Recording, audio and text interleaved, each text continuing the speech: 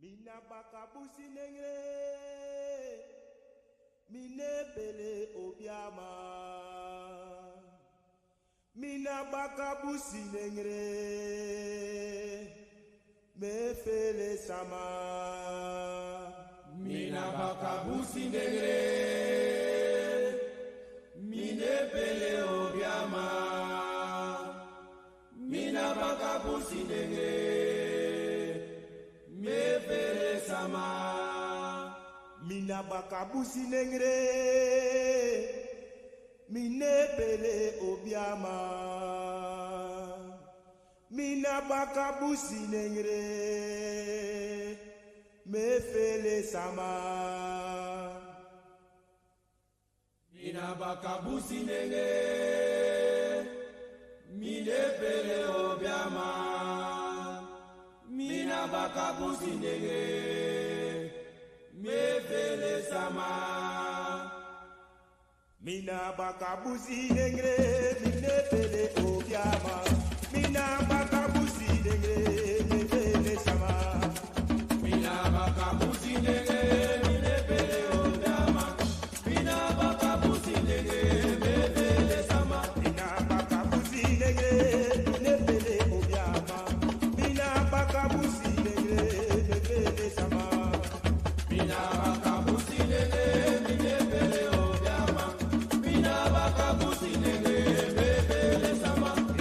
bakabusi nengre, mine bele obiama. Mina bakabusi nengre, me fele sama. Mina bakabusi nengre, mine bele obiama. Mina bakabusi nengre, me fele sama. Mina bakabusi nengre, mine bele obiama. Mina bakabusi nengre, me fele sama. Mina bakabusi nengre, mine bele obiama. Mina bakabusi nengre, me fele sama. Ayo me fele sama, Me fele sama, mama me fele sama, me fele sama, Isa me fele sama, me fele sama, ay mama me fele sama, me fele sama, brada me fele sama, me fele sama, me fele sama, me fele sama, me fele sama, me fele sama, me fele sama. mina bakabusi nengre, mine bele obiama, mina bakabusi nengre, me fele sama. Mina bakabusi nengre, mine bele obiama. Mina bakabusi nengre, me fele sama. Mina bakabusi nengre, mine bele obiama, mina bakabusi nengre, me fele sama. Mina bakabusi nengre, mine bele obiama. Mina bakabusi nengre, me fele sama. Mina bakabusi nengre, mine bele obiama, mina bakabusi nengre, me fele sama. Mina bakabusi nengre, mine bele obiama. Mina bakabusi nengre, me fele sama. Ayo me fele sama, Me fele sama, mama me fele sama, me fele sama, Isa me fele sama, me fele sama, mama me fele sama, me fele sama, me fele sama. me fele sama. Mina bakabusi nengre, mine bele obiama, mina bakabusi nengre, me fele sama. Ayo. Mina bakabusi nengre, mine bele obiama.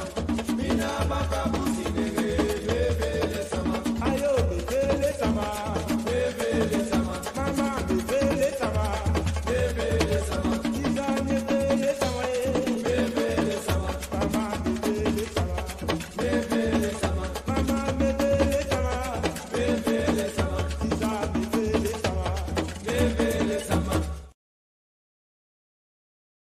Fire burn them dirty king, blaze up them dirty king, fire burn them king, send him disastrous, and time he fast with us, ancestors walk with us, fire burn them king.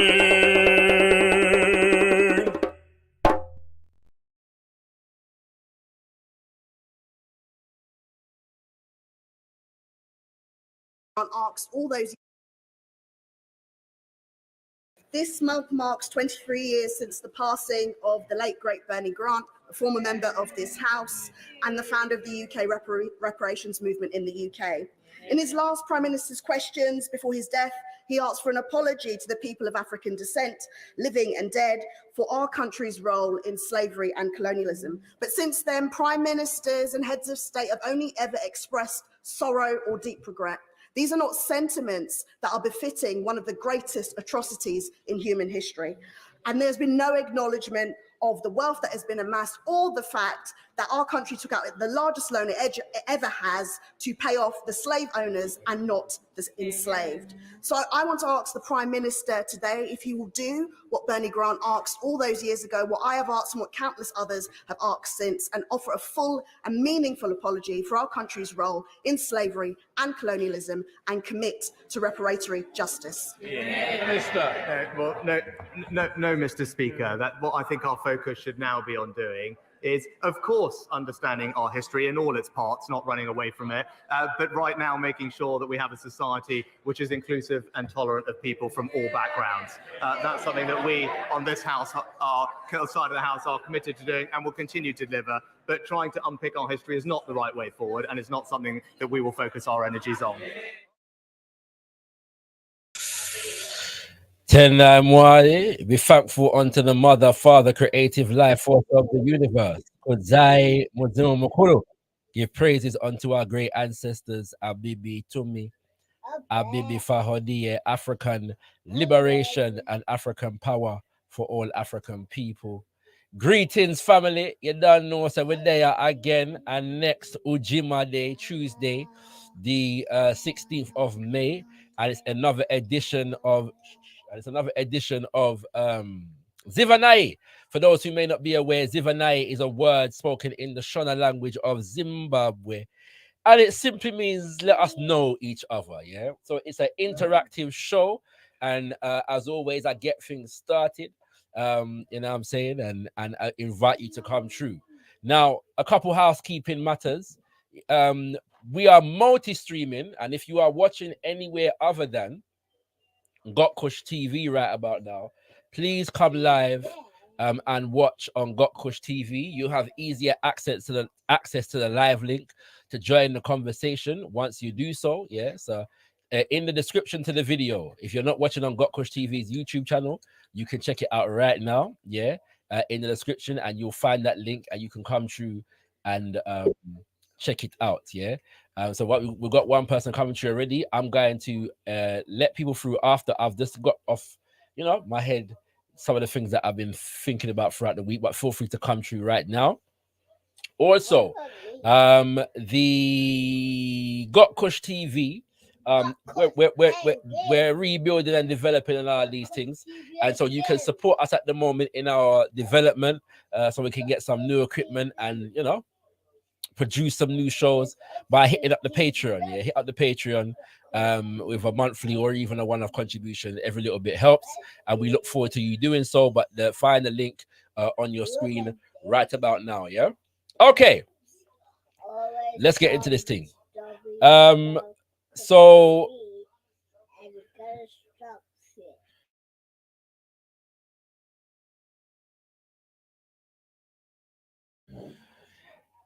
yeah, family. I'm assuming that I can be heard. Let me know if I can hear right. Yeah. For this give me a signal in the chat.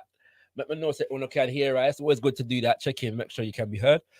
So yeah, if you can hear me, let me know. All right. I'm just gonna set up my thing right now. Now, a few things here have interested I in the last couple weeks. Yeah.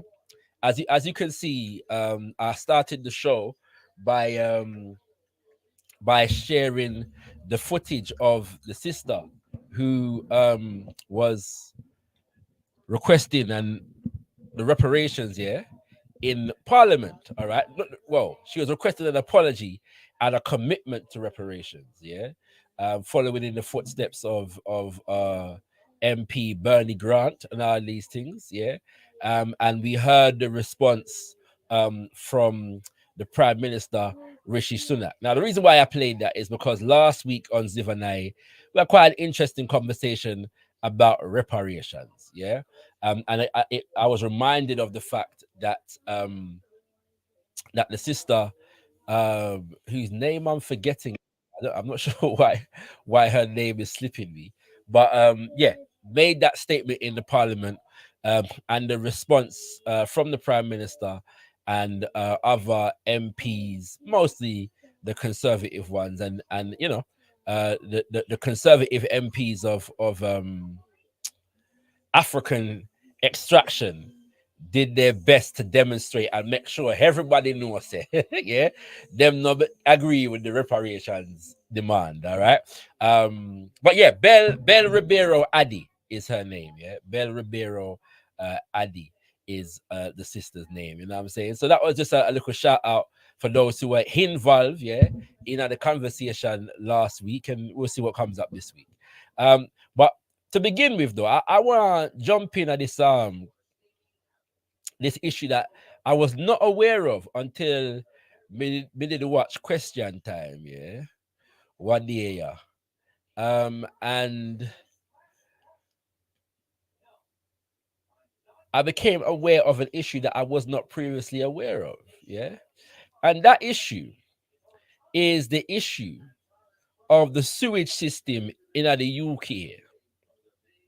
All right, see, some serious business are going on, yeah, with the sewage system in the UK. All right, so I'm gonna read this article, yeah, and some of the facts and figures that I have in my brief little dive in this issue, yeah. And this is from the BBC, article entitled "Why is raw sewage pumped into rivers and the sea?" Yeah, this is a big issue among British coastal towns at the moment, yeah, and we'll see why in a second. So why is sewage pumped into the sea and rivers? Most of the UK has a combined sewerage system, meaning that both rainwater and wastewater from toilets, bathrooms, and kitchens are carried in the same pipes. Usually, all the waste is carried to a sewage treatment work.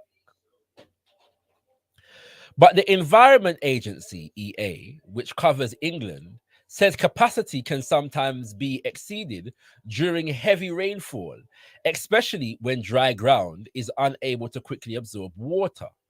This could lead to inundation of sewage works and potential flooding of homes and roads. Yeah, taking the vibes here.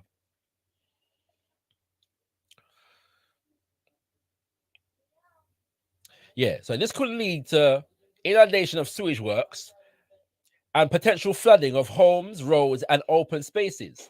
For this reason, the system is designed to overflow occasionally, and discharge excess wastewater into seas and rivers. This practice is known as combined sewer overflows, CSOs, and is permitted. Yeah.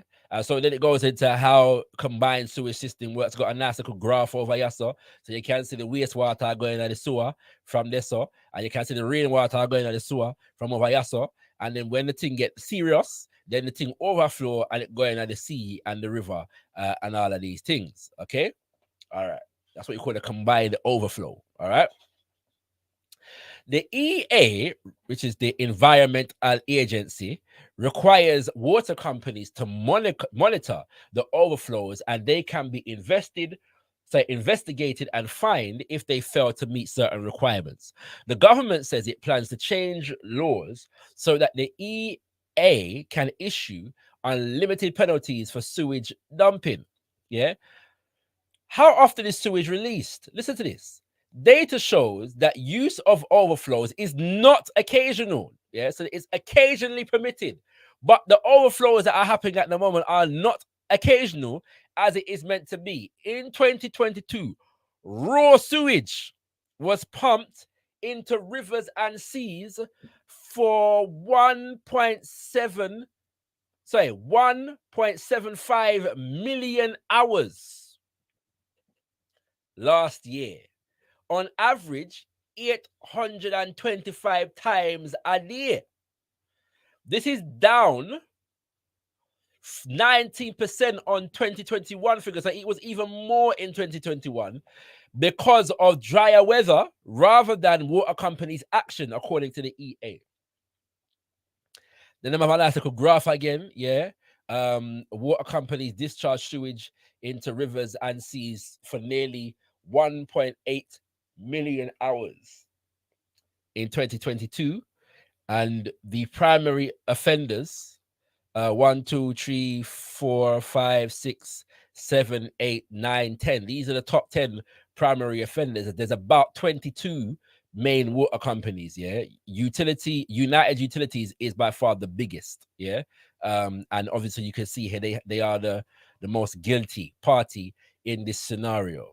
Okay, in 2022, Ofwat, the water regulator for England and Wales, launched cases against 6 water companies over discharging sewage at times when this should not have happened. And then it goes into a situation about how you can know so your water clean. Yeah. Now, so this graph, yeah, demonstrates how widespread this issue is all over England.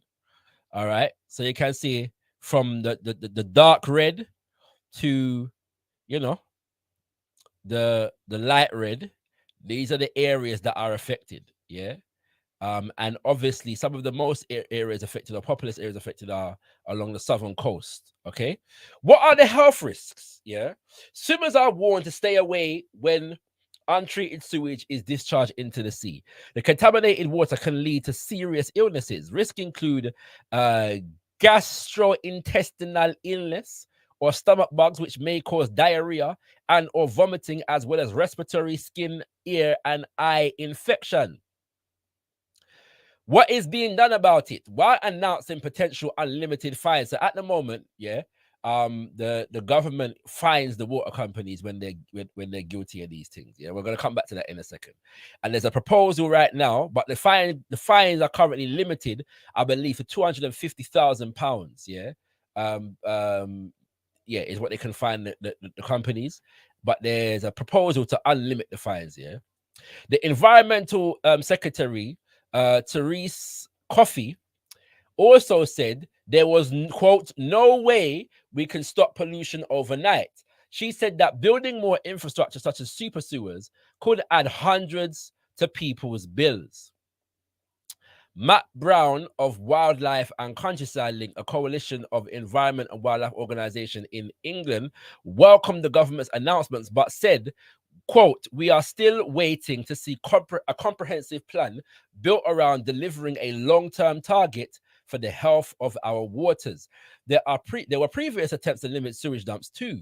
In 2021, Conservative MPs were criticized after 256 voted to reject a proposal by the House of Lords to require water companies to reduce sewage discharges.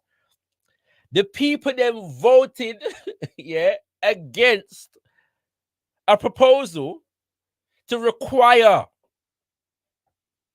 the water companies to reduce the sewage in the people them water. They argued safeguards already existed and that new measures would cost billions. Yeah. Last year, the government published its storm overflow discharge reduction plan. It compels water companies by 2035 to improve all storm overflows into or near every designated bathing water, and 75% of overflows discharging to high priority nature sites. Dr. Imogen Napa, a researcher in marine pollution at the University of Plymouth, previously said that for the government goals to be met, more investment and accountability is required from water companies. A spokesperson for Water UK, a body representing the UK water industry, said last year that the water firms agree there is an urgent need for action, and we're investing $3 billion between 2020 and 2025. Yeah. All right. Now, this is a very interesting situation. Yeah, and we're gonna come back to some of that in a second. Yeah, but just for now, yeah. So during the question time episode, what I understood was that the government has proposed to invest 50 billion to fix this issue over the next 25 years. Yeah. And part of the difficulty is that the government do not control the UK's water system, England's water system, because the water system is under private ownership. Okay, so the private companies who control the water and who, when we pay our bills, it's them private company there. We are pay, yeah, them now reinvest the money back into the infrastructure of developing the sewage system. Like that's a go on, yeah, in this country, yeah. Okay, water company bosses, yeah, earn on average 1 million a year. Okay, and so the problem with the fining system is that this is just the boss's money now. This is not the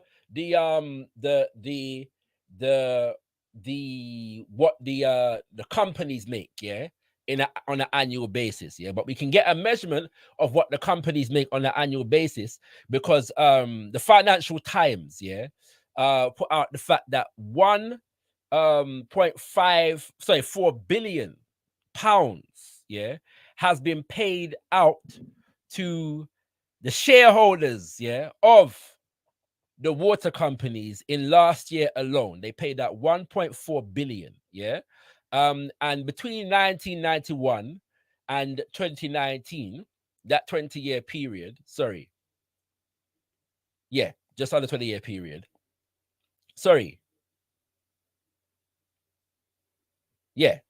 No, 30 years, just on 30-year period.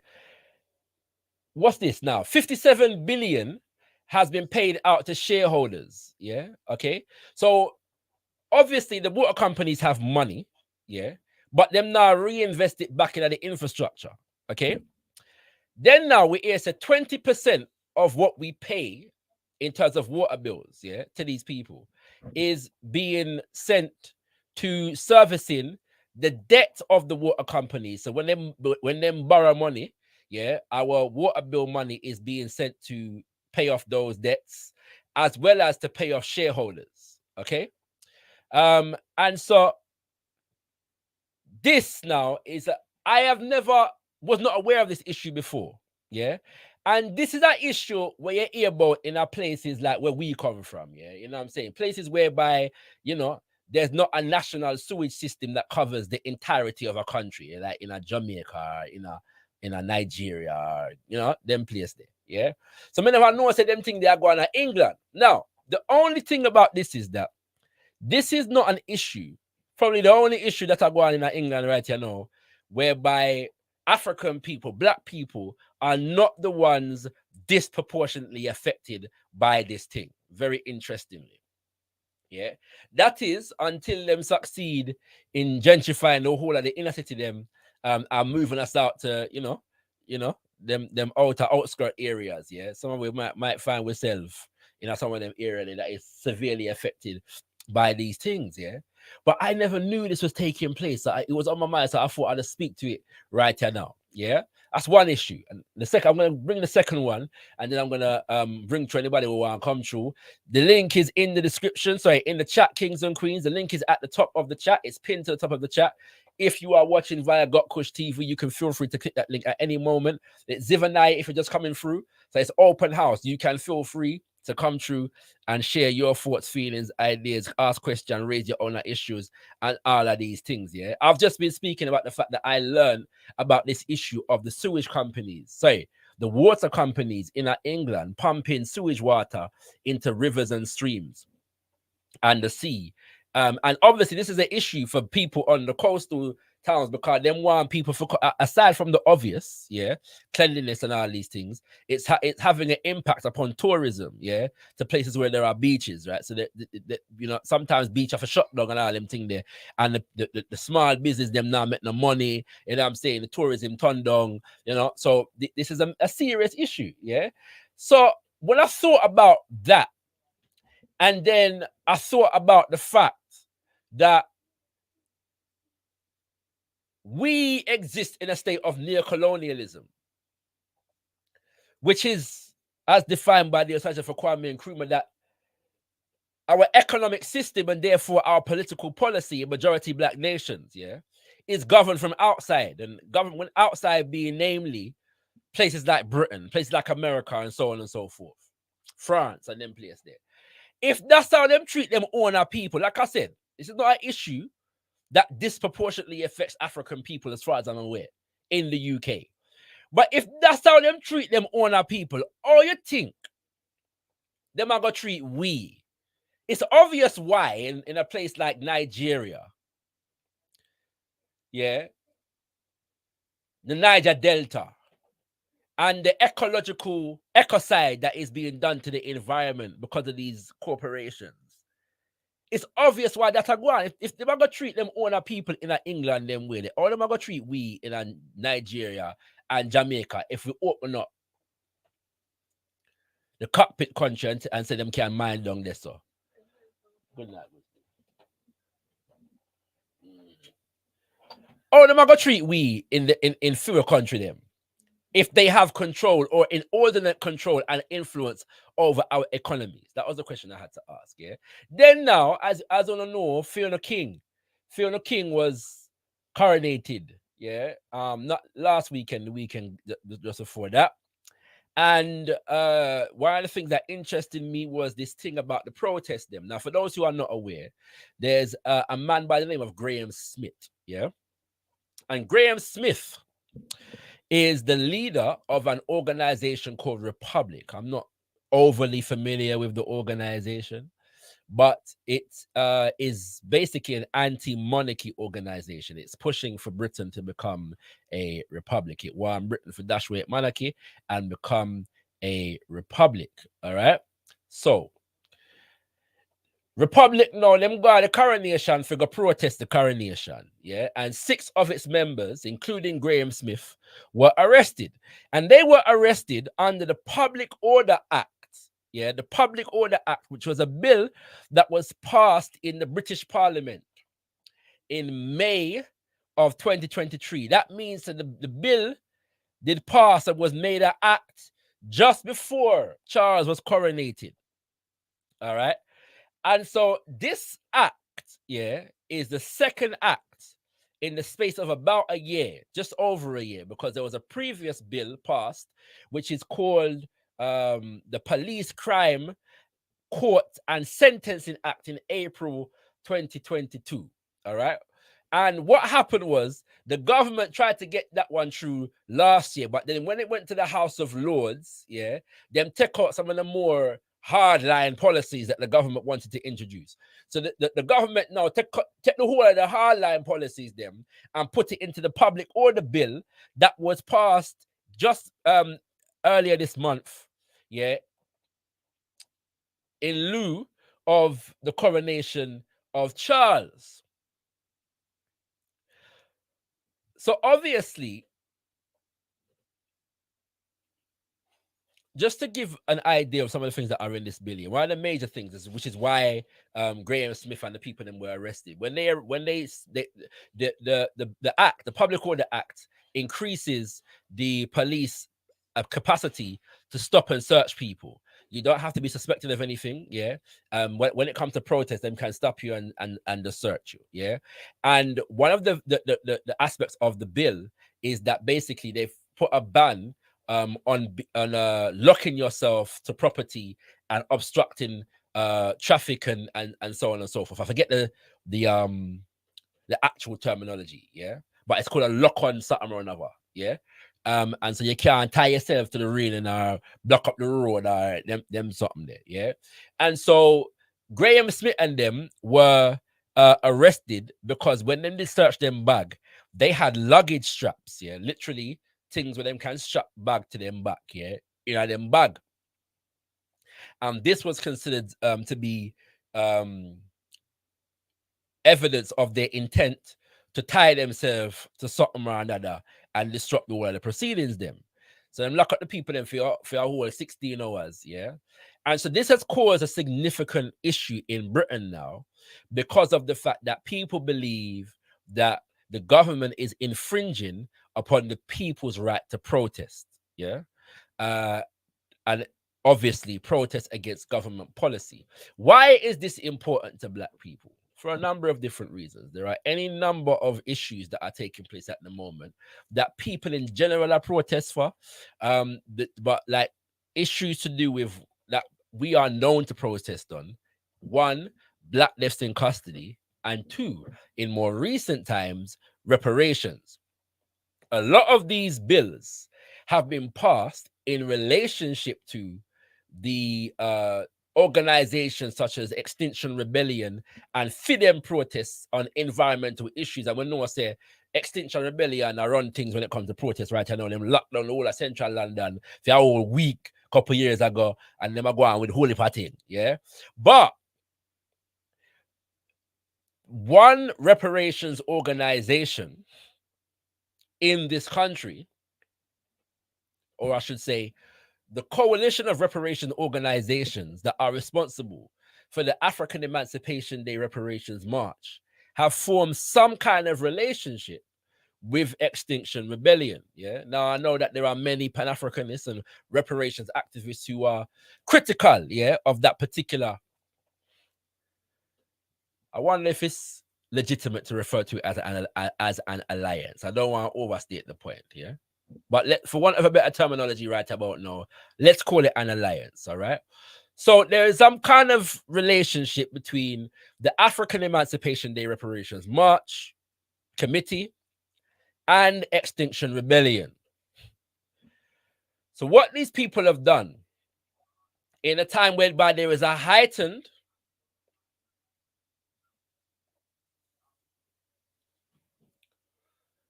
resistance to certain government policies and heightened discontent with the government's relationship to its people on national as well as international issues, they have attempted to criminalize protesting.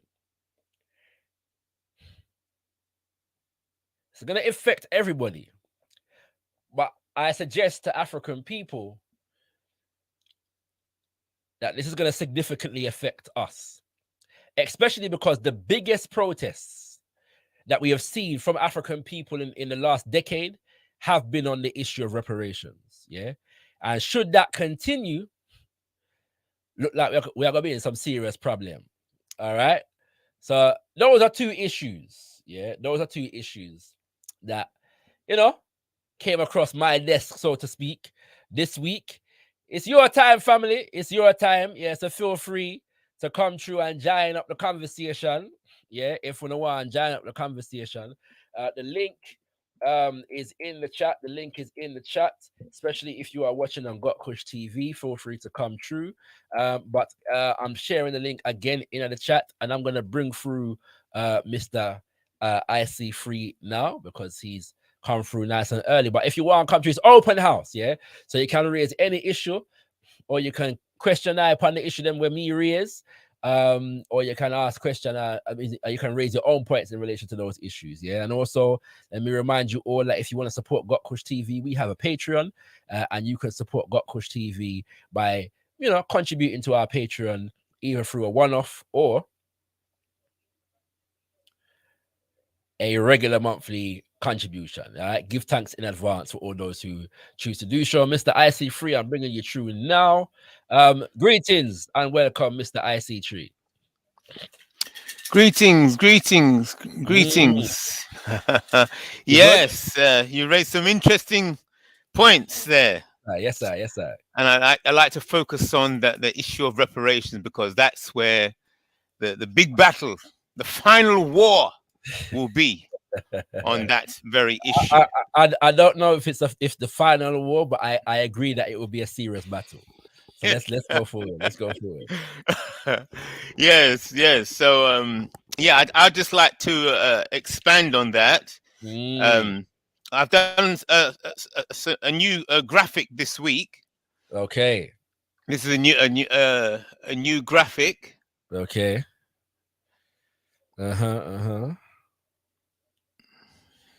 Right. Okay.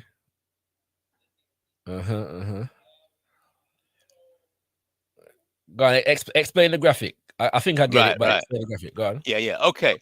So, what this is about? I know some people are going to start saying, "Oh, this is old hat. This is passé. It's out of date, and we've moved on, and nobody believes that anymore." Yeah, I know. Yeah, but I just got to say what I've got to say. So the issue is the curse of Ham. Right. Okay. So I'm saying that the Abrahamic faiths are the dominant faiths in the world. So some people may agree with that. Some people may not agree with that. So I'm saying that the actual world, not the planet, but the world is a construct. Right. It's a financial, political, and cultural, a complete financial, political, and cultural ecosystem. So all parts talk to each other. The banks, the institutions, the university, everything is together in a ecosystem. It's a complete ecosystem, and those people classified as Black and African we are in that ecosystem. If you're outside that ecosystem, then you are classified as food for the ecosystem. So the system has to eat. Yeah. So the system will drill for oil. The system will mine for this, and the system, for the economy to work, it needs to be gathering resources and consuming resources. So if you're not recognized, or words like if you're not registered, if you're not recognized or registered, that means the system does not see you as a person or as an entity. And if you're outside the system, then therefore you are the equivalent of food. Okay. Yeah. And so and also the concept of justice only exists for those inside the ecosystem. Yes. Yeah. If you're outside, then what do you mean? What justice? How can a dog ask for justice? Right. Understood. So I think I see the link, but how does this relate to the issue of reparations? Right. It's the very foundation. It's the very foundation of reparations itself. What? Okay. So I just had to make that clear. So this, so the ecosystem is the Abrahamic ecosystem, right? And it's based on the whole world. I'm saying the world. You've got to understand the world is different from a planet. A world is like a construct. It's like it's a system, ecosystem, right? So the world is built on the Abrahamic faiths, and the Abrahamic faiths, although they deny it, believe in the curse of Ham. Well, I don't know if they deny they believe in the curse of Ham. I think they would deny or question its application. Yeah, if that makes sense. All right. Okay. Yeah. Right. Yeah. That's right. Because the curse of Ham is the most popular and ancient interpretation that Ham represents all Black African people, and Ham was the son of Noah. Yeah, so Noah had 3 sons: Ham, Shem, and Japheth. Shem, and Japheth. And Japheth is supposed to be the father, because this is after the flood. So after the flood, Japheth is supposed to be the father of all white people. Shem is supposed to be the father of all those in between, and Ham is supposed to be the father of all Black people.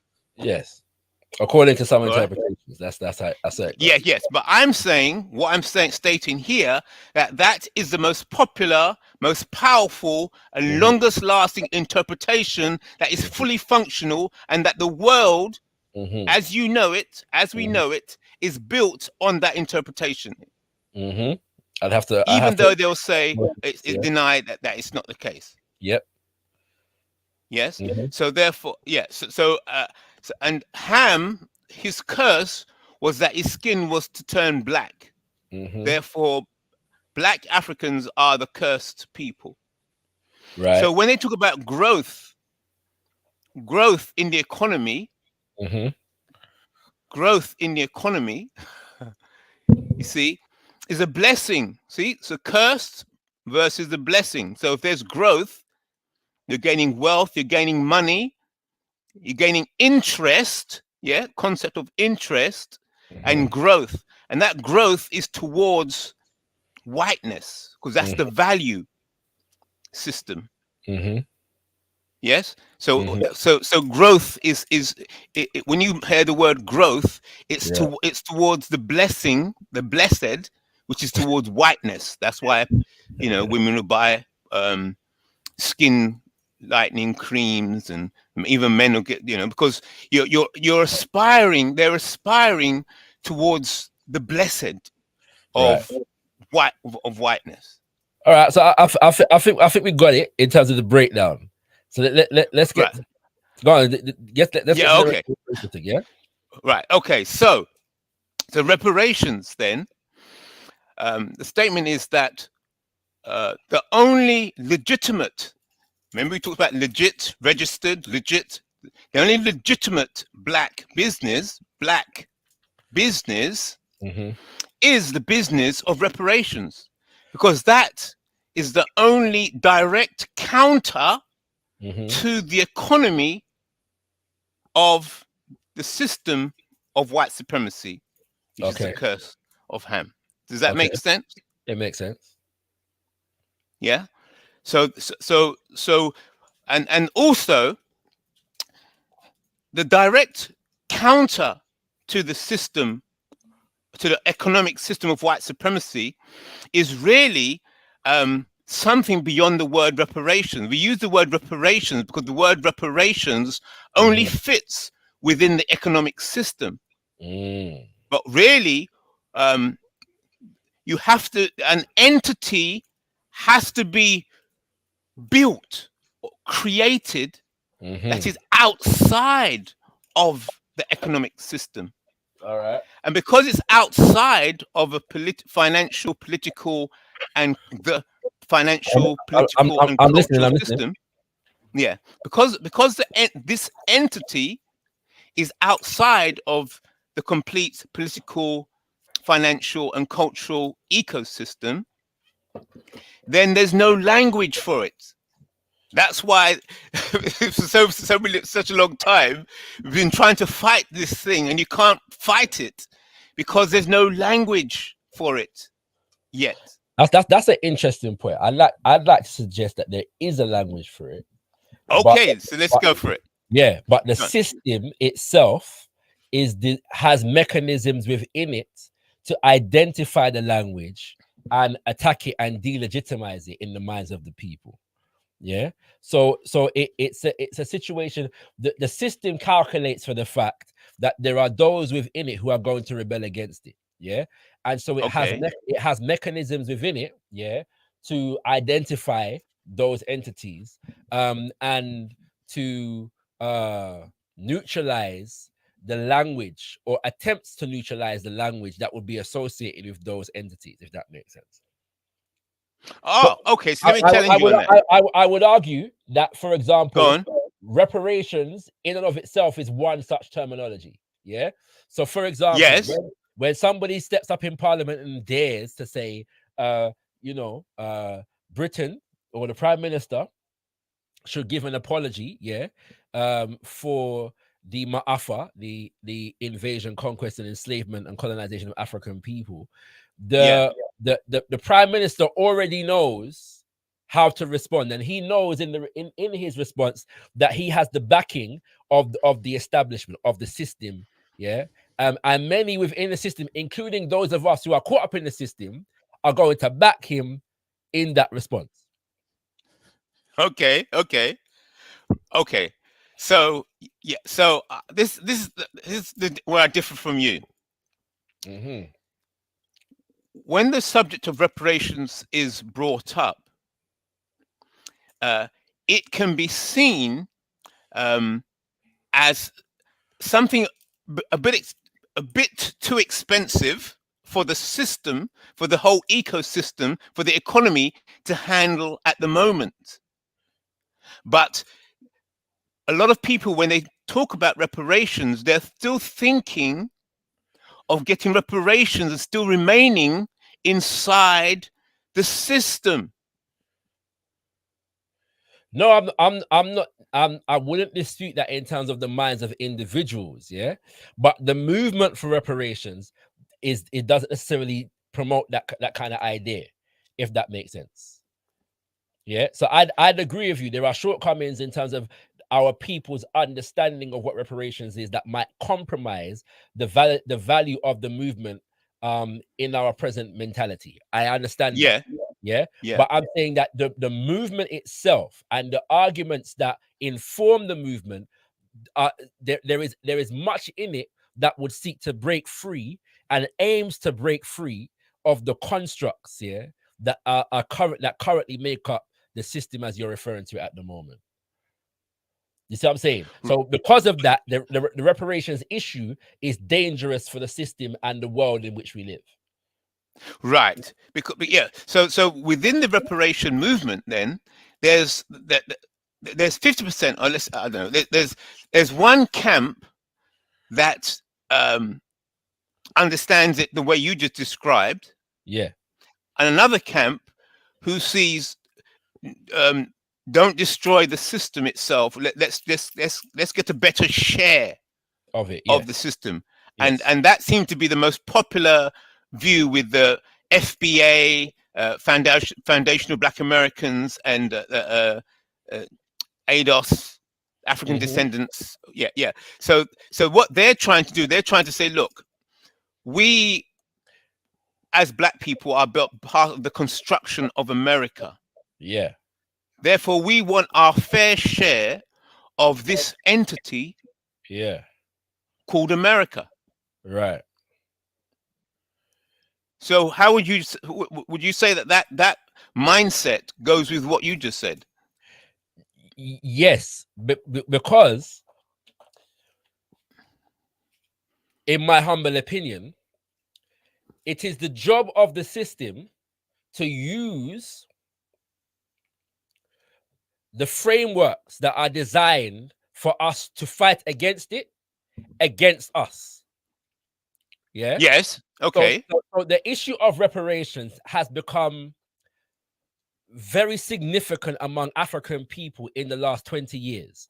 Not only has the issue of reparations become very significant among African people in the last 20 years, but more and more we find groups of African people across borders, across oceans,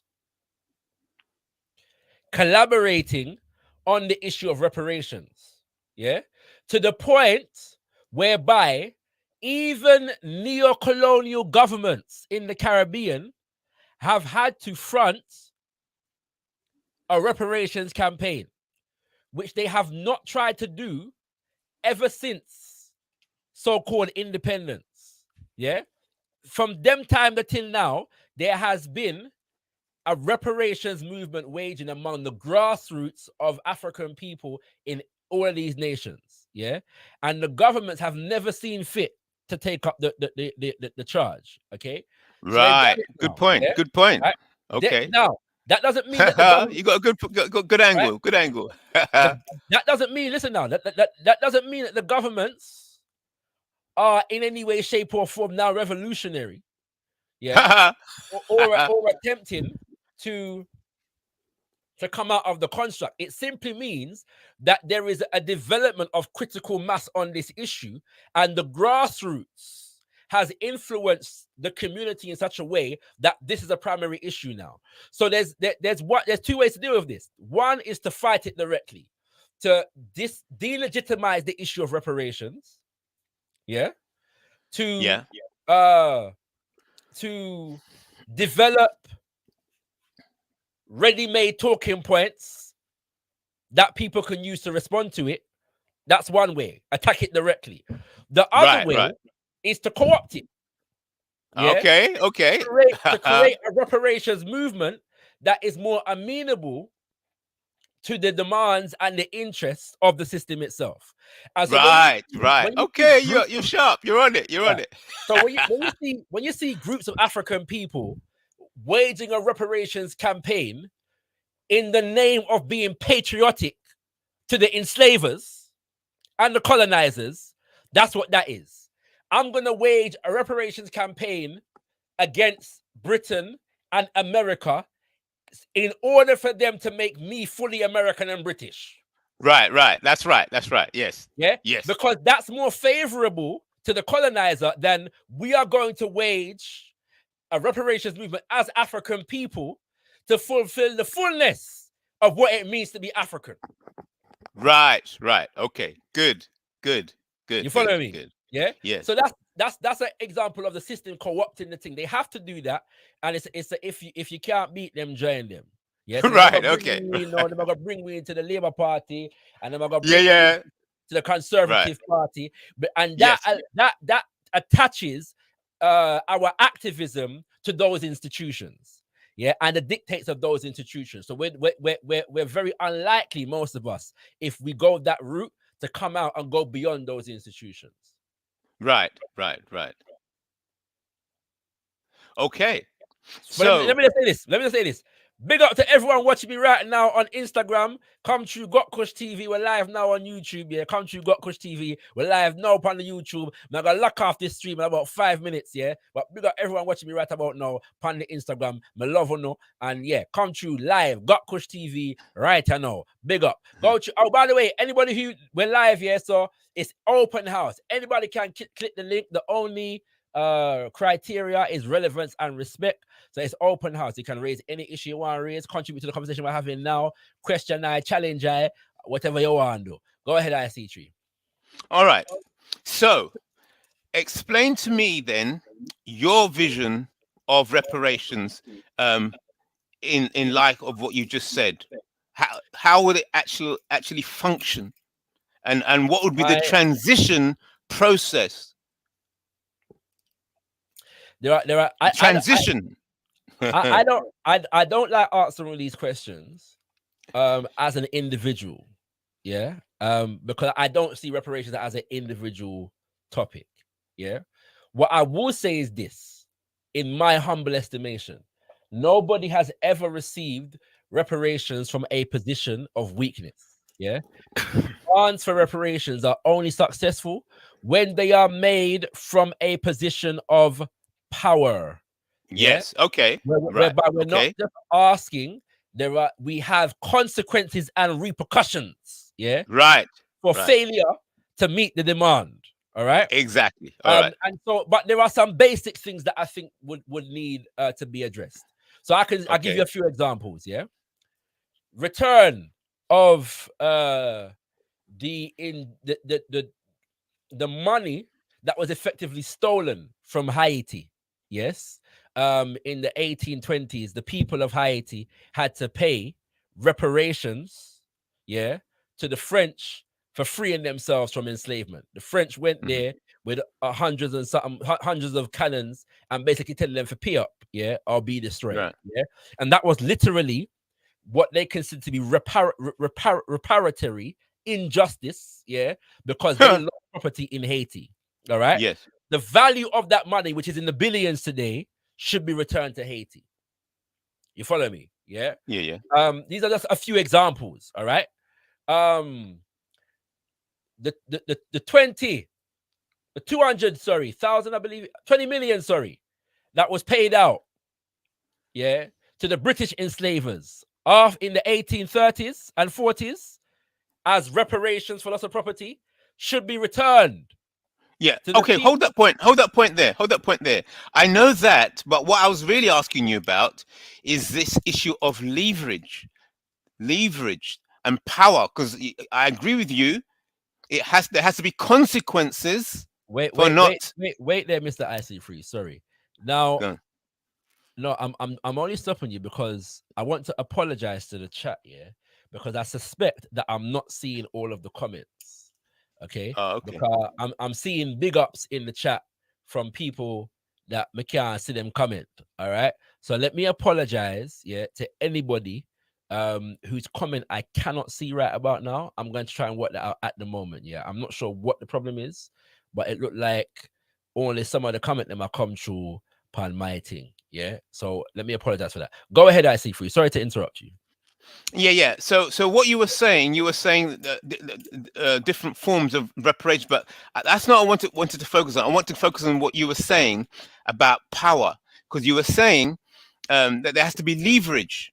Yeah. And I want to because it's a deeper topic now, because when you talk about power, not what reparations you're going to get, how do you perceive the leverage to get the power to extract? Oh yeah, but that's what I was saying earlier. So in Right. my humble opinion, when we talk about the work that organizations do, yeah, all of these things are organizational issues. You follow me? Yeah.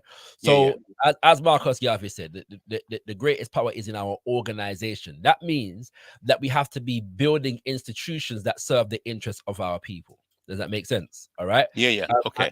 And in the building of those institutions, we have power and custodianship over our own bodies as a people, but also resources. Yeah, also resources. And it's in the context of those institutions that we have the power to make demands and impose consequences. So, for example, no bauxite now run, yeah, out of Jamaica, if these issues are not taken care of. No diamond, no coltan now run out of Congo if this is not taken care of. No iron now run out of Nigeria if this is not taken care of. You following me? Right. Yeah? Okay. On another level, like I said last week, you develop institutions of defense. Send back the Benin brands them from the British Museum, or we'll come get them. You following me? Right. Yes. Yeah? Yes. Right. And to do that, I agree with you. To do that is going to take a mode, an international format, 100%. a successful international format of 100%. organization that has to be sold to the Black diaspora and Africans on the continent. Hence, so we talk about Pan-Africanism. Okay. But Pan-Africanism, some people see that is not recognizing Black identity as a value. Yeah, and that would be false. Yeah, that's just false. Okay. Right? When but that's one camp. Some Pan-Africans will say that you're the one. It matters not if it's one camp or two. I would say most camps, right? The terms Black and African are generally used interchangeably. This is not a major issue among people in the movement. I've never been to a Pan-African event whereby somebody has used the word Black or African, and the meeting can't go on because of that terminology. It's never happened. Generally speaking, the terms like Black and African are used interchangeably. Everybody know what you mean, and we move forward. There are some people that believe that we shouldn't use the word Black. I agree with you. There are some people that we shouldn't use the word African. What I'm saying is that these are not, generally speaking, big issues. Yeah, they're not hindrances to any form of organization that I've seen. Or anything like that. I have to challenge you there. I'm going to have to challenge you there. I don't know if there's enough time, but maybe for another time, I have to challenge you on that. It's not a big issue. I'm saying it is the issue. What effective quality organization on an international scale, that has to be. There can be no wishy-washiness on terms of identity and terms used. It's like a military operation. It has to be tight. I hear you. What I'm saying is that the issue is, I've never, as somebody who was born and raised in the movement, I've never seen it become that much. Like, for example, when you say that some people have an issue with the word Black, yeah, I have never seen that be a sticking point to the extent that people can't work, you know what I'm saying, meeting can't go on, organization can't build, institution can't build, Saturday school can't run, business can't. I've never seen that. Yeah, it's not a major issue. So if people say black and African, people know what you mean, and we go forward with those terminologies. It's never been a problem. Yeah, it's never ever been a problem. So but how about when it comes to finance? What do you mean? By the way, sorry. Instagram people, me I lock off right now, yeah. So if you want to stay tuned, you have to come through to gotkushTV on YouTube right here now, gotkushTV. If you want to continue observing the conversation, and or if you want to come live and converse with I right here now, give thanks for tuning in. Peace, blessings. Me out, me gone. All right, yeah, go ahead, I see free. Go ahead. Okay, so I'm going to challenge you on that because you're saying, oh, the issue of Africanness or blackness, it's not an issue. We can organize. Let me clarify. What I'm saying is the issue of the terminology. Yeah. So yes. We have had debates and issues over how we should refer to ourselves. I am saying so that, for example, there was a time where Negro, major issue. Yeah. If you use words like Negro, somebody I got stop you and say, yo, Reggie, when I use them words around here, you know. Yeah. And that was a serious part at one particular point. I'm saying at the moment, people are generally speaking settled on African and black African and so on and so forth. These are not big sticking points at the moment. Okay.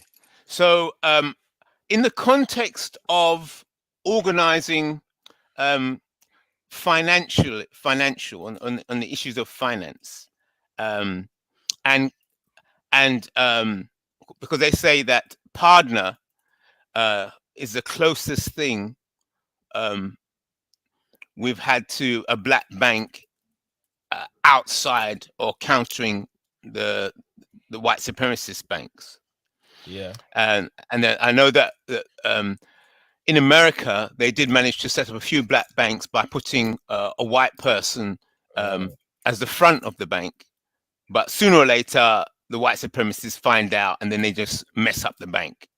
Okay, so banking is the core issue, and banking is directly, successful banking is directly related to the issue of identity. Because if there's any flaws, the slightest flaw on the issue of identity when it comes to banking, then the bank's going to crash. No, but I'm not denying the importance of the issue of identity. You know me enough to know that I'm very serious on the issue of identity. All I'm saying is that, generally speaking, the issue of terminology within the movement is not a big one, right? Just I'm saying, generally speaking. Yes, I know. I've got it. Yeah, I know. Right. You're saying it's not a big one, and I'm saying that is the problem. It's got to be big. In order to organize more efficiency. What do you see as the inefficiencies of organizing as it relates to terminology right now? Because when you're organizing a group of people, you have to decide who is in organization and who is out. And so I'm saying to you that the terms black and African, generally speaking, cater for those issues, for that circumstance. So we know who we're referring to and who we're not referring to when we use our terminologies, and then generally speaking, use it interchangeably. I say generally speaking. Okay. So I'm not saying that there are never any questions. Sometimes there are, yeah. But I'm saying generally speaking, these terminologies. Yes, I understand. You are perfectly correct. Yeah, you are perfectly correct in what you're saying. That is the status quo. Yeah, right. Yeah, and I'm saying it's not good enough. So what needs to happen? Something has to. They have to move the whole issue of identity up a gear in order to. I would agree with you in the sense of the fact that there are people trying to push confusion at the moment, yeah, and especially because the drive to make us allegiant to the constructs of the system of European imperialism have accentuated significantly in the last year, right? Definitely. So, yes. But that's a different issue for me. That would be people now who are trying to bring identity such as British and American and French, yeah, into the mix as though they are legitimate for us in terms of achieving self-determined goals, yeah. So I would agree with you that those terminologies keep us tied to the system and the construct as it stands. Yeah. The more we begin to identify as British and French and American, that does that. I'm saying, generally speaking, the people that have affirmed Black power, Black pride, Pan-Africanism, Black nationalism, African-centeredness, and so on and so forth, yeah, are not trying to front an agenda that keeps us tied to the construct of whiteness, yeah, Britishness, Americanness, Frenchness, and so on and so forth. Okay, so let me go fire a shot now, direct. The issue of the word African and the spelling, yeah, spelt with a K or spelt with a C. Now, I was doing some research today, reading about INOSAR. You were familiar with INOSAR? Yeah, the international network of I forgot it myself. Yes, international. Yeah, network. but it's a reparations research organization. But yeah, sponsored by an organization that is sponsored by the United Nations, and they're the ones who set up the 10-year program for people of African descent. Yeah, you're aware of that? Yeah. Right. And they spell Africa with a K. Okay, so it's United Nations, another entity, and then INOSAR, and then there's organizations around that. Okay. I would say that some people in it spell Africa with a K, but not all. But it doesn't matter. Say it again. No, it's a moot point. Go ahead. Yeah. Okay. So so the United Nations is funding INOSAR to legitimize and unify efforts for reparations. Yeah. So I think internationally, I think it's a bit more complex than that. What happens is there are various different organizations and grassroots and what is called non-governmental organizations, yeah, who do work with the UN, and the UN allocates a certain amount of resources, yeah, for certain programs, and there are some activists who have seen fit to take advantage of those resources. I'm not one of them necessarily. Yeah, I have done or I have attended some INOSAR events and so on and so forth. But as I said last week, it doesn't mean the fact that the United Nations is a neo-colonial institution doesn't necessarily mean that there are not strategic avenues that we can press for resources within a particular context. And I think that's what some people have done. I don't necessarily agree with all the contexts that there is, yeah, you know what I'm saying, that exists at the moment, but that's the nature of the look, research, yeah, is a discipline that requires resources. Does that make sense? Okay. Yes. And so whereas a lot of the documentation and so on and so forth as it relates to the enslavement of African people is in fact housed, yeah, this is just the nature of the situation, is in fact housed in institutions of the colonizer, yeah. Yes. Access to those records and those resources sometimes requires people to go through certain channels, yeah. Now, yes, advocates the fact that everybody cannot and should not do that, yeah. Somebody has to, and some people have to be independent, yeah, of those institutions. I'm just trying to put it in context in terms of what I understand has happened where that is concerned. So what has happened where that is concerned? You have an institution called the United Nations that purports to represent on behalf of trying to create more global justice, yeah, in the world. Does that make sense? Yeah. There are representatives of different nations at the United Nations. Yeah. And you're explaining to me what it is. How you sound to me now is you'd be a salesman. The United Nations would pay you very well for explaining Is that the shot? how well what they're trying to do. Yeah, right. So okay. Remember, yeah, you're speaking to the individual who just a couple of weeks ago said that the United Nations is a neo-colonial institution. Yeah, Yes, we're under no illusions about this fact, right? We're under no illusions. About this fact, yeah? At the same time, when we talk about what happened, let me give you a historical example. Yeah, Okay. let me give you a historical example. Malcolm X, yeah, in the last year of his life, was trying to push a case, yeah, to charge the American government with crimes against humanity, so to speak, in relation to its treatment of its African citizens. Yeah, okay. Mhm. The context for that was that at the time, African nations and majority black nations in the Caribbean and South America, yeah, were pushing for independence. And as a result of that independence, they were getting a seat at this international body. Okay.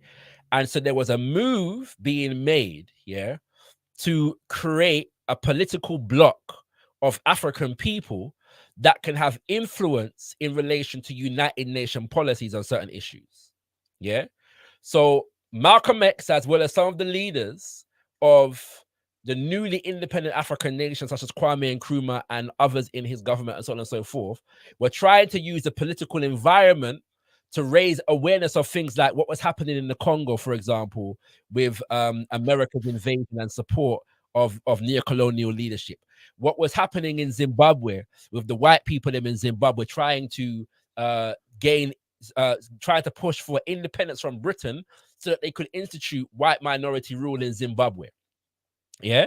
And so strategically at that time, those people, Omowale, Malcolm X and Nkrumah and others, were trying to utilize the political framework to meet a specific end. What I'm saying is that there are those who are doing that in this day and age. Yeah, there are different agendas that operate on certain levels. And so whereas you have different nations operating in the United Nations, sometimes those people and those organizations are able to cordon off certain resources for certain particular kinds of things. You or I may not agree with it, but it's very important to be clear about what is actually taking place. This is different from foreign aid or an IMF loan or a structural adjustment. It's a different scenario, and it's just important to understand the difference and the nuances there. Yes, well, I suppose when you have a bit more time, you see that those differences and nuances, I want to be able to go with you deeper into those subtle differences. Yeah, because that is a key point. You know, and you know what? What are these nuances? What are they exactly? Yeah. Precisely. And I could speak to them, but somebody else. Yeah, but no, maybe not now. No, but also somebody else who's probably more deeper into the work, because I'm not working. I'm not a part of Insonara or nothing like that. Yeah, I'm just familiar with it, right? But I'm saying somebody who's deeper into that would be able to speak to it better than I could. Yeah, and we, like I said, we may agree or disagree, or it may just be, you know what, I understand that strategy. That's not a strategy that I'm prepared to engage in. Just what I'm saying. And that's so you're not 100% in line with Esther then, because Esther's I'm not. There's three women in charge of INASAR. They're the representatives of INASAR. Yeah. And then INASAR has been sponsored by this other organization. This other organization is being sponsored by United Nations. As a reparations scholar, I don't know if there's anybody better to explain and break down reparations than Esther Stanford Jose. Yeah. Right. So you have to invite her onto the program. Well, that'd be interesting. She's been on before. We've got a whole interview with Esther Stanford Jose, and I even challenged her on some of the things that brothers and sisters in the community were saying, criticisms that they had, and so on and so forth. Right. And no doubt we'll do that again. But let me just say that, right, when it comes to breaking down reparations conceptually and progressively, yeah, there are few people better, and I don't know anybody better than Esther Stanford Jose. Yeah.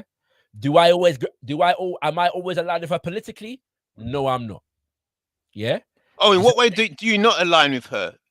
politically? Well, as I mentioned earlier, the international reparations, the African Emancipation Day reparations March Committee has formed some relationship with Extinction Rebellion, in relation Oh to yes, okay. the And Emancipation Day reparations march. I'm not particularly disposed to that alignment. I Yeah. like your smooth tongue. I'm not particularly disposed. No, my tongue. I'm a poet. I'm a poet. You know what I'm saying? So, you know what I mean? Yeah. It's not like, hey, I'm not. let's kill it. No, it's like, no, I'm not. I'm not Yeah. particularly.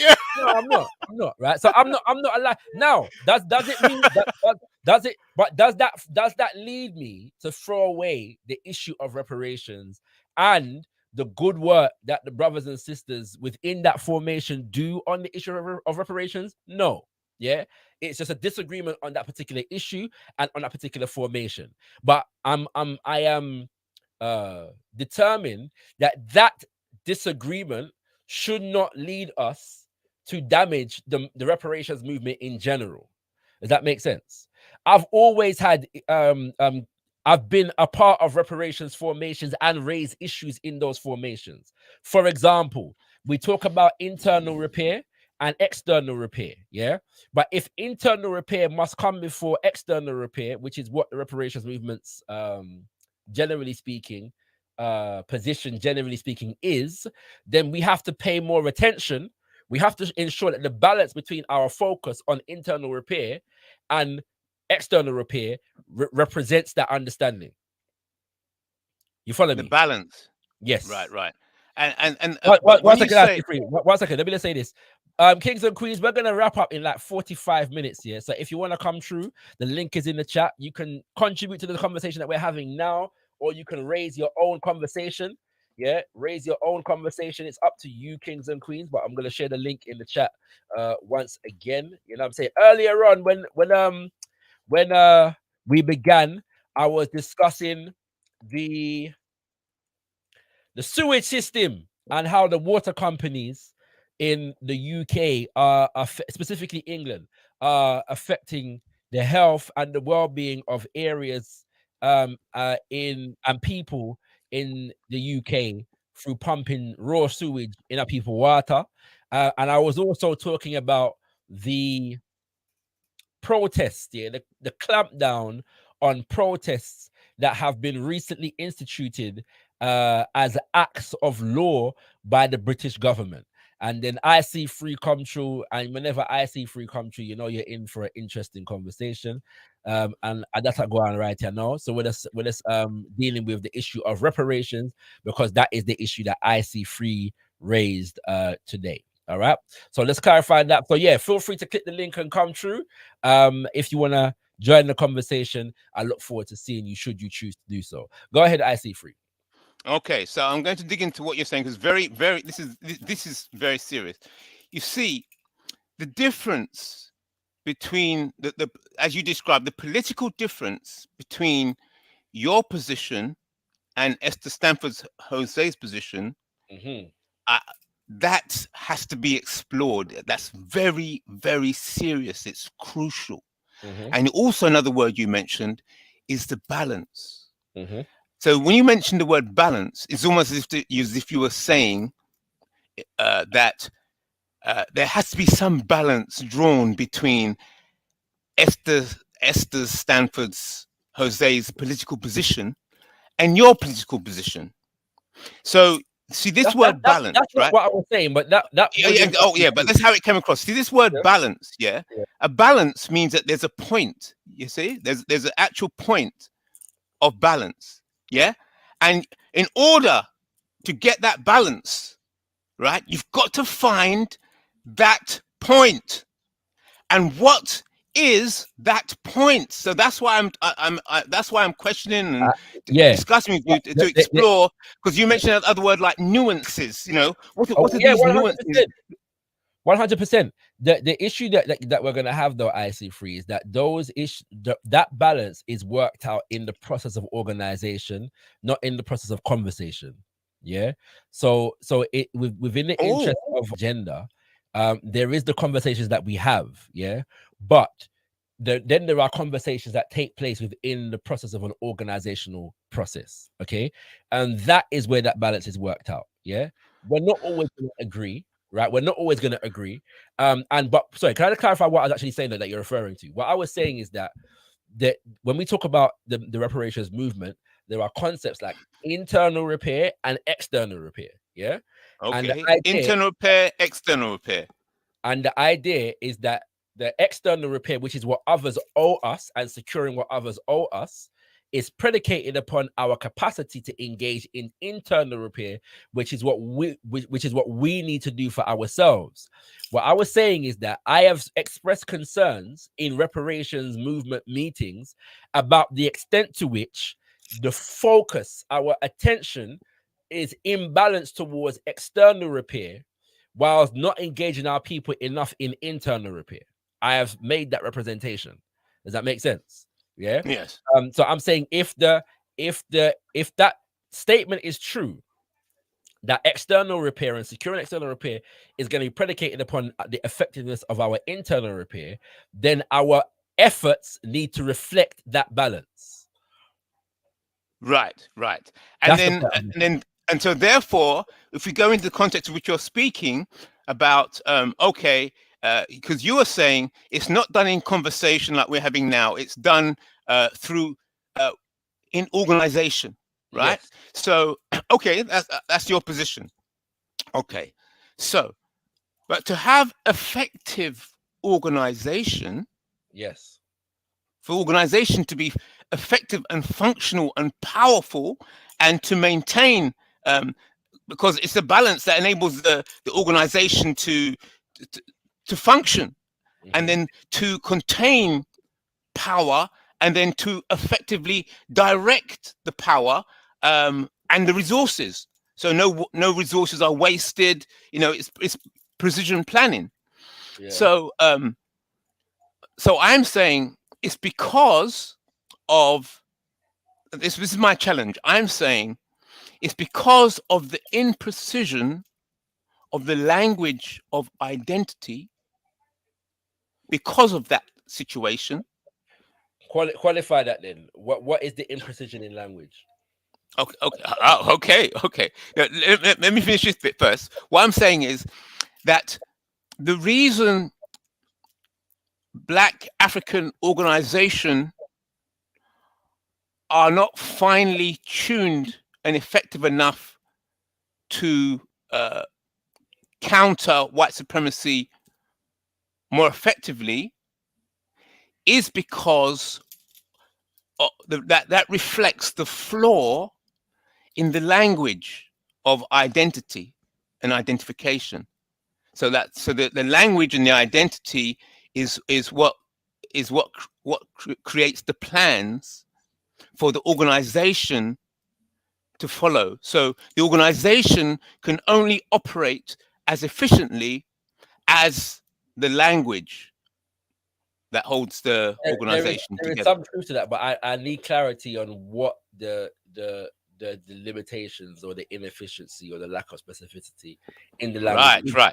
So as we go into this part of the conversation, it's addressing the nuances that you were talking about. You see the nuances. Okay. So in order to organize effectively, Black Africa, together with the Black African diaspora, a language has to be a precise, like I say, that effective organization between Black Africa and the Black African diaspora is relative to the quality of the language. But I'm asking you, what is the lack of specificity as it stands right now? Because you're using terminology even as right. You're okay. Yeah. Okay. And, right. And I doubt that when you say Black Africa and Black African diaspora, I doubt anybody that's listening has any confusion about what it is you're speaking about, who it is you're referring to, or and who it applies to. I doubt that highly. Okay. Yeah. So, Okay. So what's this? In this moment, in this time, it would seem that our language is specific enough for us to identify the group of people and have at least some level of organization on that front. That is not to say that as organization develops and new knowledge and cultural formations and so on and so forth evolve, that language will not change and evolve with the consciousness and understanding of the people. I'm having problems understanding what you're saying in the context of the now. So I don't know what you're talking about. I'm inviting anybody who is listening right now to let me know if when I see free says Black African on the continent or in the diaspora, you don't know where my talk about. Yeah, if you don't know where my talk about, let me know. Yeah, so we can delve into where the inconsistencies are and the lack of specificities are. Right. Let's explore. So, in the context of reparations, right? As part of the organizing internally and external. So internal affairs will be how Black Africa and the Black African diaspora see themselves internally and organize themselves internally to confront the system of white supremacy. And then that entity of Black Africa and the Black African diaspora, when it's going head to head up against white supremacy, they will seek to crack up the ranks, find flaws and find weaknesses in the organization in order to weaken that front. So that's the external. So externally, or is it external or internal? Like, okay, reparations. How are people classified as albino going to be identified internally and externally?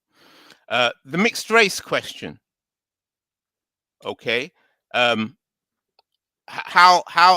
is the mixed race question? So the albino question, the mixed race question, the African African tribal identity question, yes, tribe and clan question. Let me ask you this. Yeah, for each of the nuances that you are outlining, what would be your proposed solution to whatever problem arises from it as you see it, as far as language is concerned? Yeah, so codification, and I'm saying, hold it.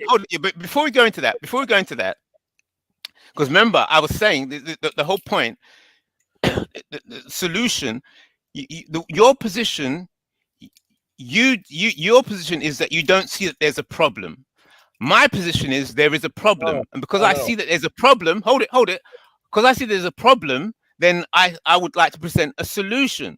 But because you don't see a problem, because you're saying you just asked the panel, you said, look, is anybody in the panel does not understand when IC3 talks about Black Africa and the Black African diaspora? I also said that doesn't mean that there are not issues and nuances that will come up. I'm saying, generally speaking, these are not issues, and I'm standing by that. At the same time, but they're not issues.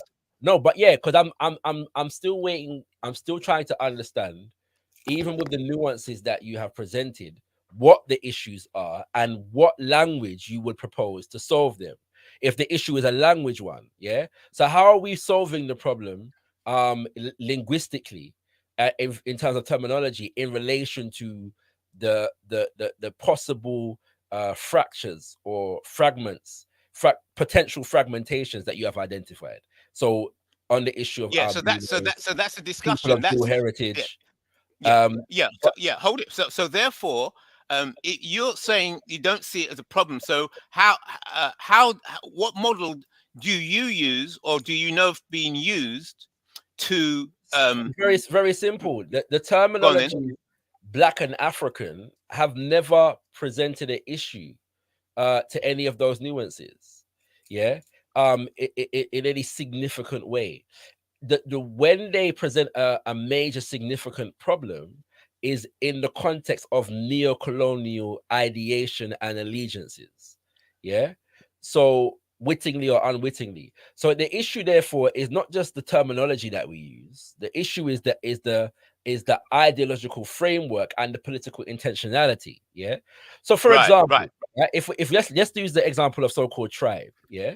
Tribe, yeah, is in fact a colonial and a neo-colonial designation. Yeah. Africans who have sought to use terms like Black and African to transcend the limitations of tribe. Yeah. Yes. And form more populous and representative identities that do not keep us locked into conflict with each other on the basis of smaller group aggregations. Yeah, that are manipulated by colonizers. This is a solution that has been employed to some success within the movement.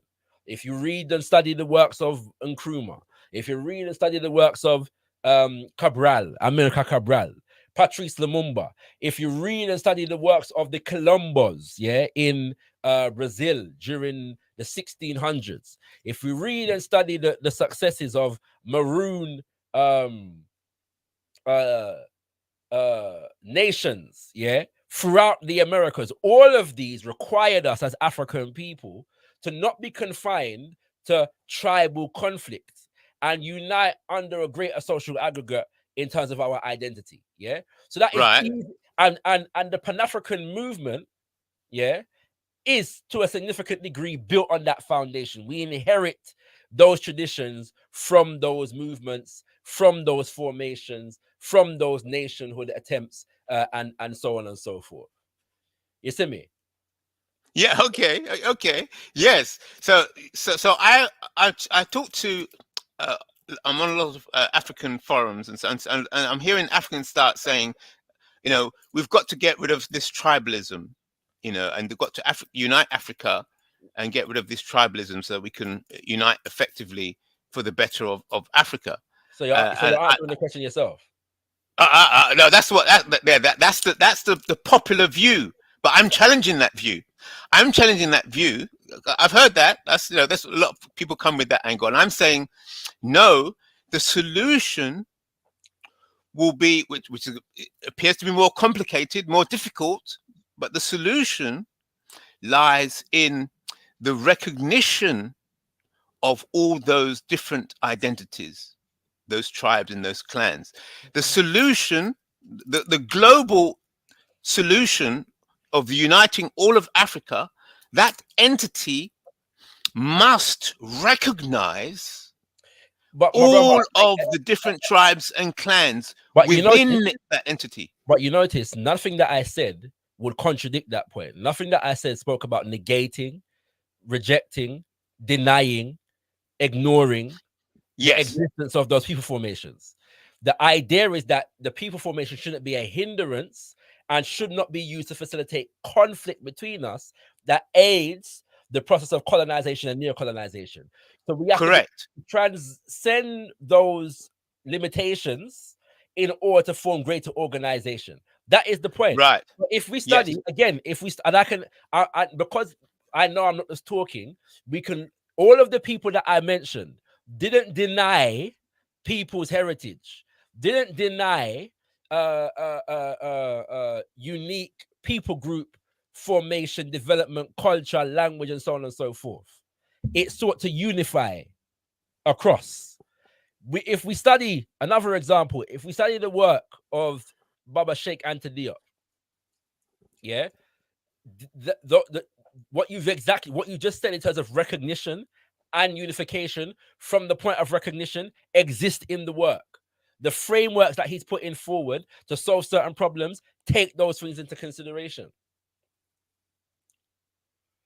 So again, once we're involved in the movement and we have an understanding of the intellectual traditions and history that make up the movement, these are not hindrances. They're problems to be solved because of the fact that many of our people are not necessarily operating within and from those frameworks at the moment. But within the consciousness of the framework itself, there are ideas and even attempts that we can look at whereby significant levels of success have been achieved. Okay, and those significant levels of success have been achieved. What would you say has hampered those significant levels of success that you described? We're at war, that has bro. may have sabotaged. We're at war. Yeah. So we Of course. Yeah. So we've won. So this is war room talk. 100%. We've won some battles and we've lost some battles. Right. We've won some battles. Right. We've made some mistakes. Yeah. And have not been able to recover from those mistakes, partly because we've lost some battles along the way. So we've lost some of the power that we may have had to be able to correct some of the mistakes that we've made. It's been a long journey. Yeah. And so that's the reality of the situation. Yeah. It's a protracted. Okay, so watch this. Right. So going back now to the situation, the balance we talked about, your political disagreement with Esther Stanford Jose and her strategy to work with Extinction Rebellion, and your disagreement with that. It's not my disagreement with Sister Esther. We have. I mean, her representing the ideology. I mean, this political strategy. Her organization has done certain things that mine wouldn't. Yeah, and would have a maybe a principled or a strategic disagreement with. So what you just said there is that Esther Stanford's Jose's strategy has enabled her to do things that maybe your strategy would not have been able to do. Is that what you're saying? Being able to, you could possibly put it that way. Let's just say that there are certain things that she may do that I may not do, or that we may not do. Yeah, I know, but there are certain things that we may do that she may not do, and her organizations may not do. Yeah, that's the nature of the thing. All right. At the same time, it doesn't stop me from recognizing the worth of the work that she and her organizations are doing. Does that make sense? Yeah. That is the most important thing. There is value in the work. Yeah. And whether or not, right. And whether or not I agree or disagree with a strategy is in many ways, not always, but in many ways, secondary to whatever critiques I have. Because we're always going to have critiques. I'm going to have critiques of others. Others are going to have critiques of me. Yeah. But if there's a basic line of intentionality and focus, then we can achieve certain goals. Yeah. And we will sharpen each other along the way, and our children will inherit that and correct our mistakes along the way also. That's right. So just like when they're standing over the table in the war room, yeah, they have a certain amount of resources, yeah, taxpayers' money coming in, right?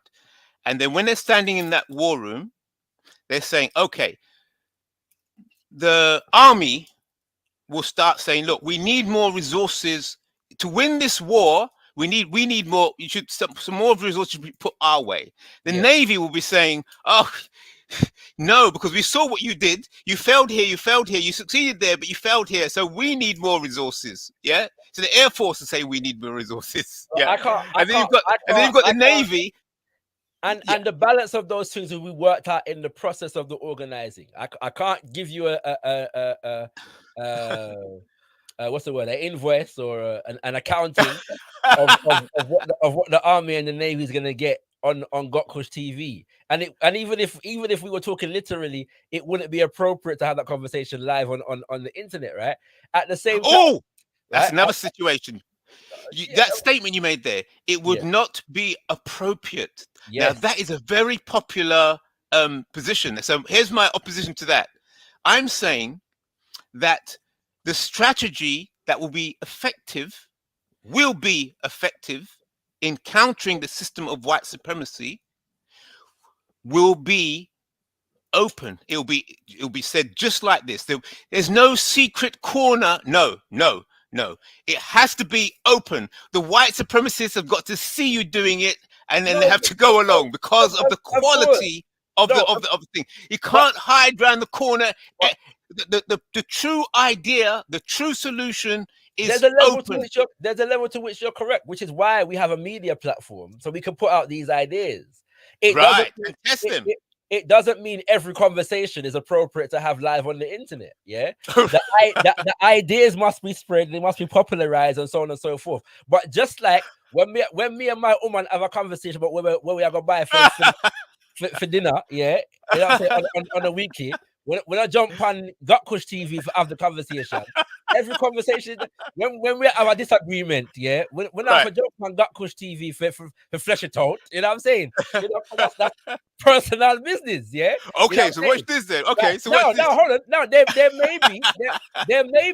may be some worth, and there may be a time where it's appropriate to say, you know what, for the sake of an example for our community, me and my woman had a disagreement about something, and this is how we resolved it. Maybe we're counseling the younger generation in terms of how to resolve differences in a relationship. That would be appropriate, right? So there are appropriate conversations to have, and there are appropriate ways to have conversations about certain things. You know Yes. Okay, but to use your very illustration, the children are always watching. So you're saying, oh, well, once we found a solution, then we're going to go and present it to the children. No, it has to be live. It has to be live, but it has to be fully functional. So what I'm saying, things are always Well, let me show you. So in the same way, they have the House of Commons and the House of Lords. Yes. And the cameras are there. 100%. So an equivalent. Yeah. Equivalent has to happen, I'm just saying, within the so-called black community. But they also have MI5 and MI6, and we never see those people. Yes. And so continue. The point is that and even with the House of Lords and the House of Commons, every conversation where them have, them no put on camera. Before them come out, also Commons and also laws, a whole heap of conversation go on behind the scenes them. Yeah. Yes. You see that in the last 2 years, we've had four prime minister. Yeah. The processes that facilitated those changes, yeah, happened mostly out of vision, out of sight of the public. I agree. The public saw the outcome of those private conversations. I just saw the tingo. Yeah. Yes. Right. So I'm saying that if we're talking if we're using a war analogy, yeah, which is what we're doing now. Nobody, no general, no field marshal broadcast war the plans them live in front of the news before him got to war. That not make sense. Yeah. You know what I'm saying? You know, I just say it go. So there are certain things you put up. Now, every army has its propaganda. Yes. And there are some who say that war is, generally speaking, even more percentage propaganda than it is military. So there's no doubt about that, but we have to be strategic and careful. Let me just put out the call again one more time. So last time I'm going to put it out. Family, we're live on gotkushTV. This is ZIVANAYI, our weekly show where it's just open house. You can get to know. And IC3 has had a large bite of the apple today because I'm sure he's enjoyed it. Yeah. You know what I'm saying? So feel free. Yeah, I'm going to share the link one more time, and Uno can come through. If Uno want to come through, it's open house. So you can join the conversation that we're having or raise your own points of conversation. As I said earlier, when I opened, I was speaking about something that I did not know about until this week, which was the fact that water companies in England have been pumping significant levels of raw sewage into ocean and streams, and rivers in this country, and it is affecting ecology and health and people's access to beaches and so on and seasides and so on and so forth in the UK. And so I brought that up because I didn't know about it before, and two, it's an issue that I don't think disproportionately affects the black community, but then I'm looking at it in its international context, and if that's how they will allow water companies to behave in England, how do you expect them to allow mining companies and oil companies and other corporations to behave when them go where we live, where we come from? Yeah, that was the first issue that I raised. The second issue that I spoke about was the clampdown on protests in this country in light of the Public Order Act and another act which I'm forgetting, that was passed last year. Yeah, but they tried to pass a bill last year, and the House of Lords took out the more hardline aspects of it. So they put all the hardline aspects of it together in the Public Order Act, which was passed in May of this year, just before the coronation of Charles, and that act was put to effect in terms of arresting members of Republic, a group that is against the monarchy and the existence of the monarchy. And it's very interesting to me because Republic is not no anti-British establishment group. All they want is for Britain to, they're patriots, mate. Patriots. Baggers and mash, British folk, yeah, who just want us to get rid of the monarchy. That's all they want. They're not asking for a revolution, yeah. They're not asking for socialism and communism, yeah. All they want is to get rid of the institution of the monarchy, mate. That's all they want as British patriots, yeah. And the long arm of the law come down upon them, take with them luggage strap, and me so them take with them them they had rape alarms, yeah, and them take with the rape alarm them, yeah, and confiscate them and lock up the man them for 16 hours, yeah. So if that's how they're gonna behave in an era in which we are seeing increased discontent with the machineries of the state, in particular the government, what does that say, yeah, in terms of us as African people and our right to mobilize and protest and demonstrate in relation to issues that affect us? Those are the issues that I introduced earlier. I also played a video from MP Ribeiro Adi, yeah, who asked Richie Sunak, yeah, to, you know, apologize for the enslavement of African people and take seriously the issue of reparations. And him say him nah did, yeah, him say him nah did. So so yeah, I played that at the beginning, and IC3 wanted to come and engage me on the issue of reparations, and so that has been the conversation that we've had since I've let people on the panel. So this is your last opportunity. We will be ending in about 15 minutes to come through and discuss. And I also want to say, if you want to support gotkushTV, look us up on the Patreon, because we want to buy some new equipment and facilitate the production of some shows, yeah, like we've been doing before. So feel free to hit up our Patreon. All contributions, one-off or monthly, are gratefully received. We appreciate you all. And yeah, so if you want to hit up the link in the chat, feel free to do so. And should you not, I'm just going to interact with Brother IC3 until we close up the show. Go ahead, Brother IC3. Okay, so the Pan-African war rooms. Okay. So yes, sir. It is true. Yes, sir. The model we see in the House of Commons, the House of Lords, there are many issues and discussions taking place in the side rooms, and then they just they reach their crescendo in the middle of in the debates that are on camera. Okay. Mm-hmm. But can I say that would you agree that and then you mentioned organizations like MI5, MI6, and so on, all these secret organizations that are working behind the scenes and are not on camera. Yes. So it's good that you mentioned that. So that made me think of this, that if you have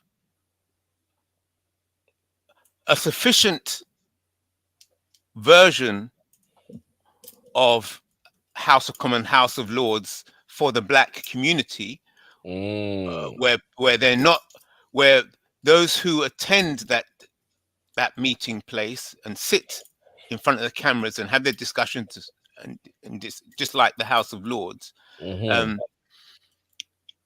those discussions, because they're on camera and because they're broadcast to the community, right?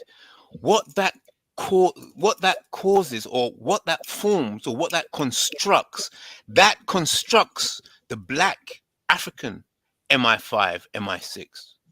No, I wouldn't Just disagree with just by the listening, it's when they listen to the debates and discussions and so on, and the opening, it's what goes on in secret. Yeah, and then that. that never actually comes. Let me tell you something.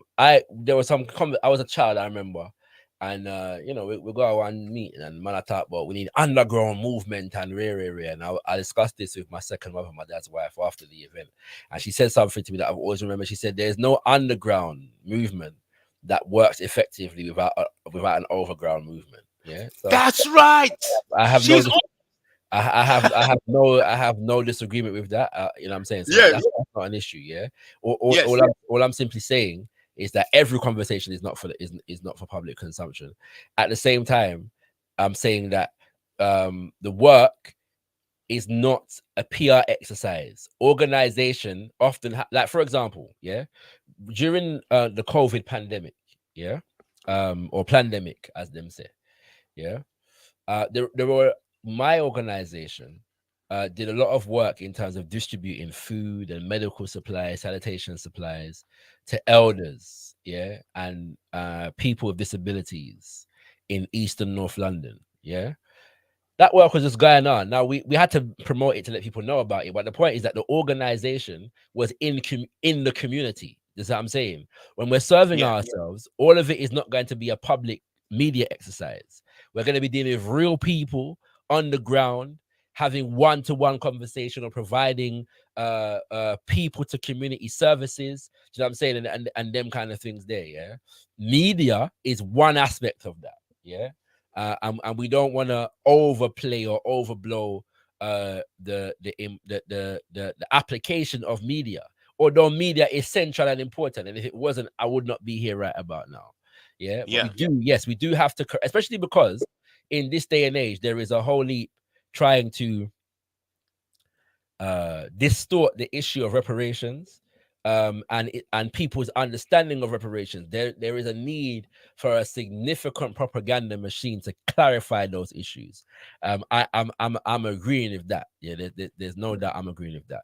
My brother, I'm gonna bring through a man who you generally speaking don't bring through when you're trying to close off the show in 8 minutes, but him there, yeah. So big up Mr. Bunya in the building. You know what I'm saying? You with us, King? Yes, sir. Can you not see me? I'm not on the screen, you know. No. If your camera's off, we will only hear your voice. So you won't even see your avatar. But yo, you can step back from your mic, you know. I don't know where it's like it's like try to send some vibration through the woman them body. You know what I'm saying? Big up IC3. I hope you're well. How you doing? Uncle, yeah, man. Yeah. Just quickly, it's your queen actually reawakened me to the situation in Dakar in Senegal. Actually, I think she posted something today. Okay, yeah. Oh yeah, I should have mentioned at the beginning. Yeah, sorry. Just to say, big protests are going on in Senegal right here now, kings and queens. Thousands of people out on the street at the moment. In relation and try to get rid of Macky Sall, who is the current president of Senegal. Go ahead. Yeah, man. So I can't lie. I haven't been tuned into what's happening in Senegal too well. I did ask brother Mike this afternoon, so he's gonna give me a rundown. Right. I've been reading a few articles in the French press, so I don't know what's true and what's not. Yes, but there's two protests going on at the moment.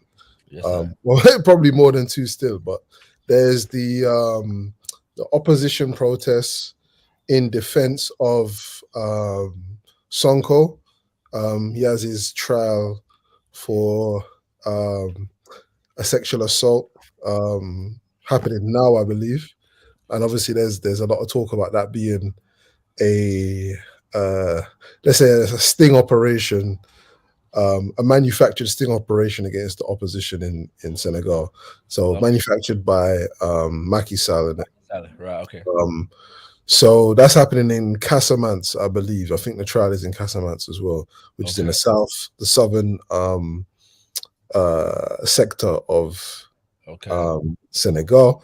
Okay. Also, in an area that I stayed in called Ngor, Yeah. in Dakar itself, there's protests. It looked like quite violent protests Okay. from some of the pictures. Between the gendarmerie and which is the police, the military, paramilitary forces in the area, and you will see them scattered around, especially in Ngor. Ngor borders some presidential or administrative and NGO type properties, buildings, and areas, as well as Al Madi, which is like the posh area on the coast. There we have all the bars and tourism, all that kind of stuff. So so Ngor is that area, and there's a dispute over some land. And the locals want a school to be built on that land, and the gendarmerie are trying to build a police station, and it's turned into a actual physical battle where a 15-year-old girl, I believe, has died. Yeah. They're saying, and I know where we stayed was right by the canal. The canal was filthy, right? In fact, it's so dirty. If you lose your way, just follow the smell.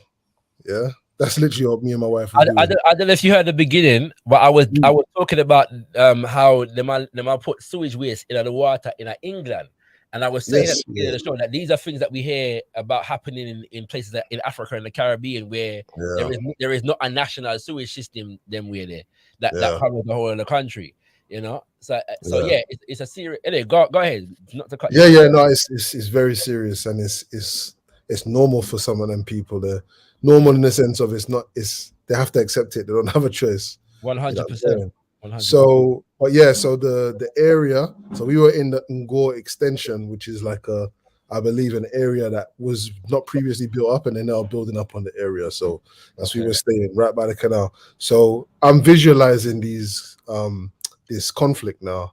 I'm visualizing the story whereby the girl gets struck by something. I'm not sure what she gets struck by, but ends up having to be and the authorities blocked off access by the emergency services, and even I think a couple of NGOs who tried to get in there to assist. It seemed like there was a blockade, and it seemed like they had to.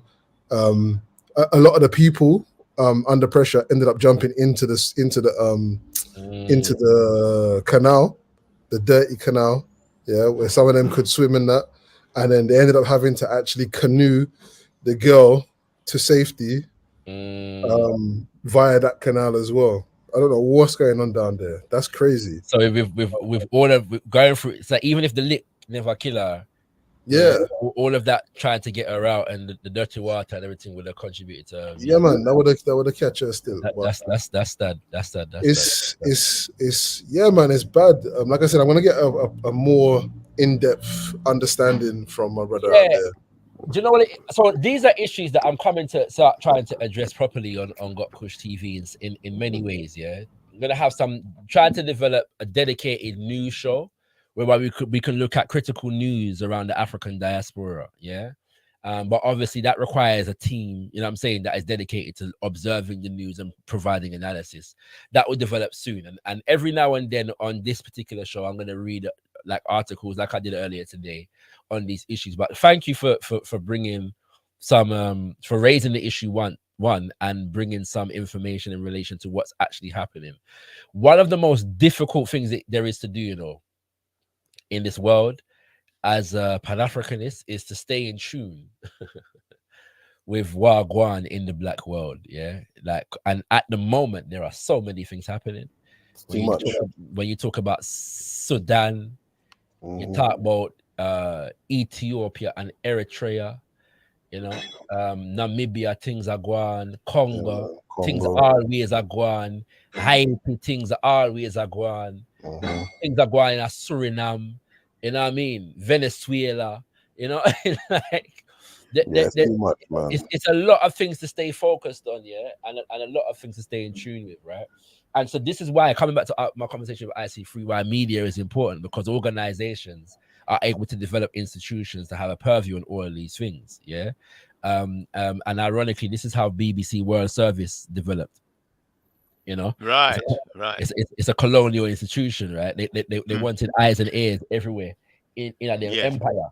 You Yeah, see, that's real organization. I'm not gonna lie. it is Aya, you know, it is. Well, okay.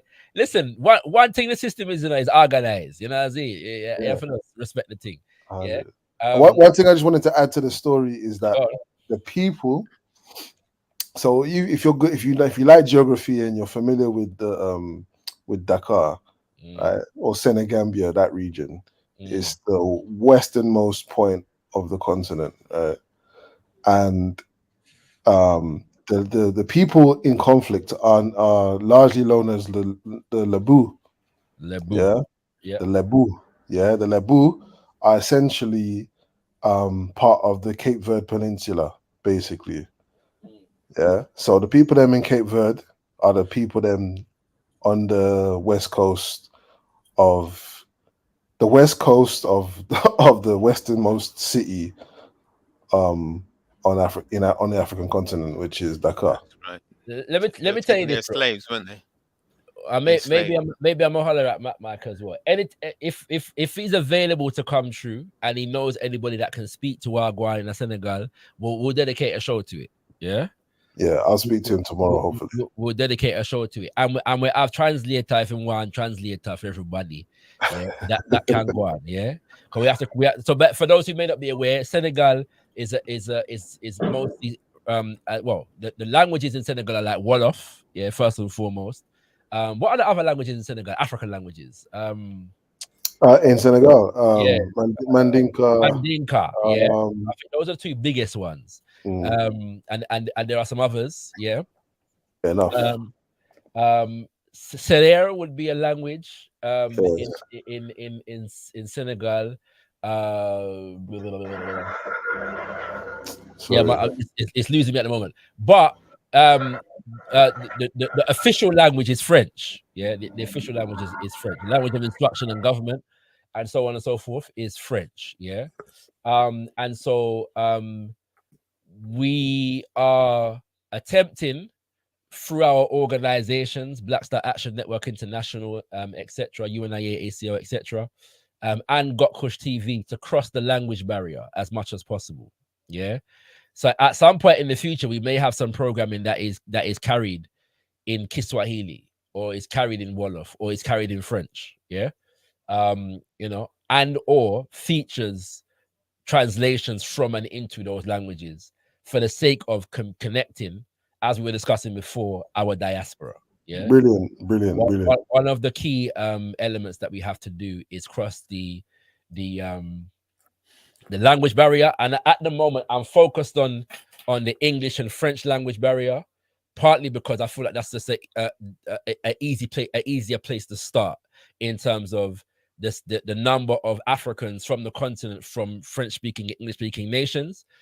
The fact that Africans in the UK and Africans in France are the most populous African communities in Europe, yeah, and so on. That seems to be a good place to start as far as a media platform is concerned in crossing the colonial language barrier and defeating it. Yeah, so sorry, just to finish the point. So it would be beautiful to get the brothers on and sisters on from Senegal to speak to the issue and break it down. I may even, because I learned about the protest from Brother Kemi Seba's post on Insta. So we'll bring him on at some point too. And stay tuned, because the video from the event at which we hosted him is going to be out soon. I'm trying to release it on Africa Liberation Day, the 25th of May. So stay tuned for that. Blessings. Go ahead, IC3. Yeah, this issue on media news.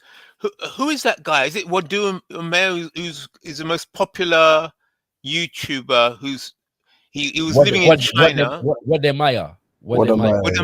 That's it. That's right. So, he's not really a news guy though. Although he's a travel guy. So he'll travel around Africa and just video blog his travels. Yeah.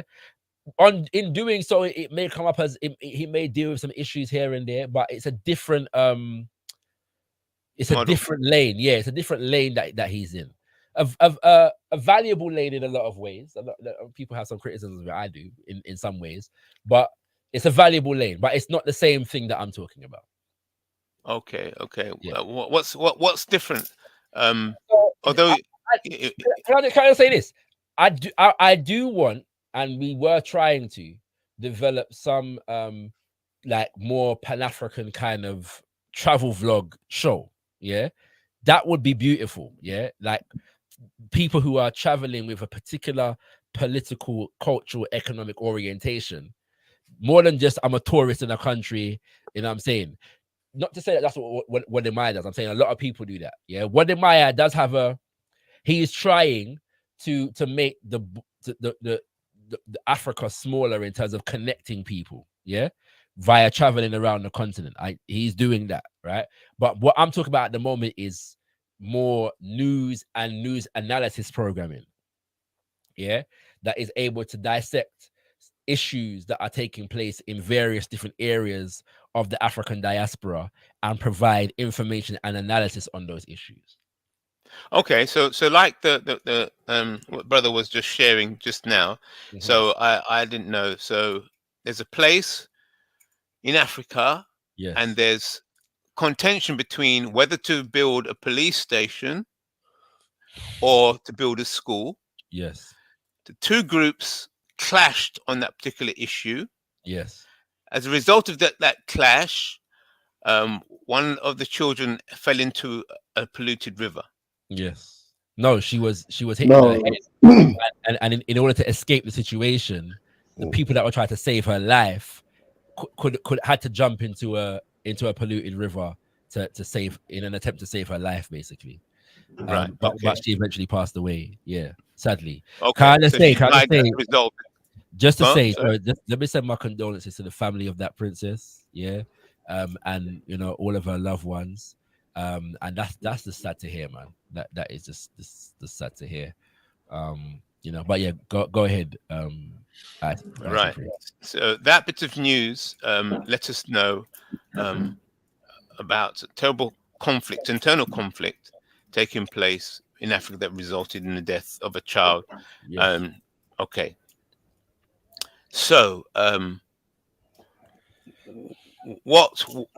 why would you choose that particular bit of sad news rather than another bit of sad news? Is it just to raise awareness of the problems within Africa, or would you bring that news presenting a problem that is taking place and then with a solution or a strategy that is being applied?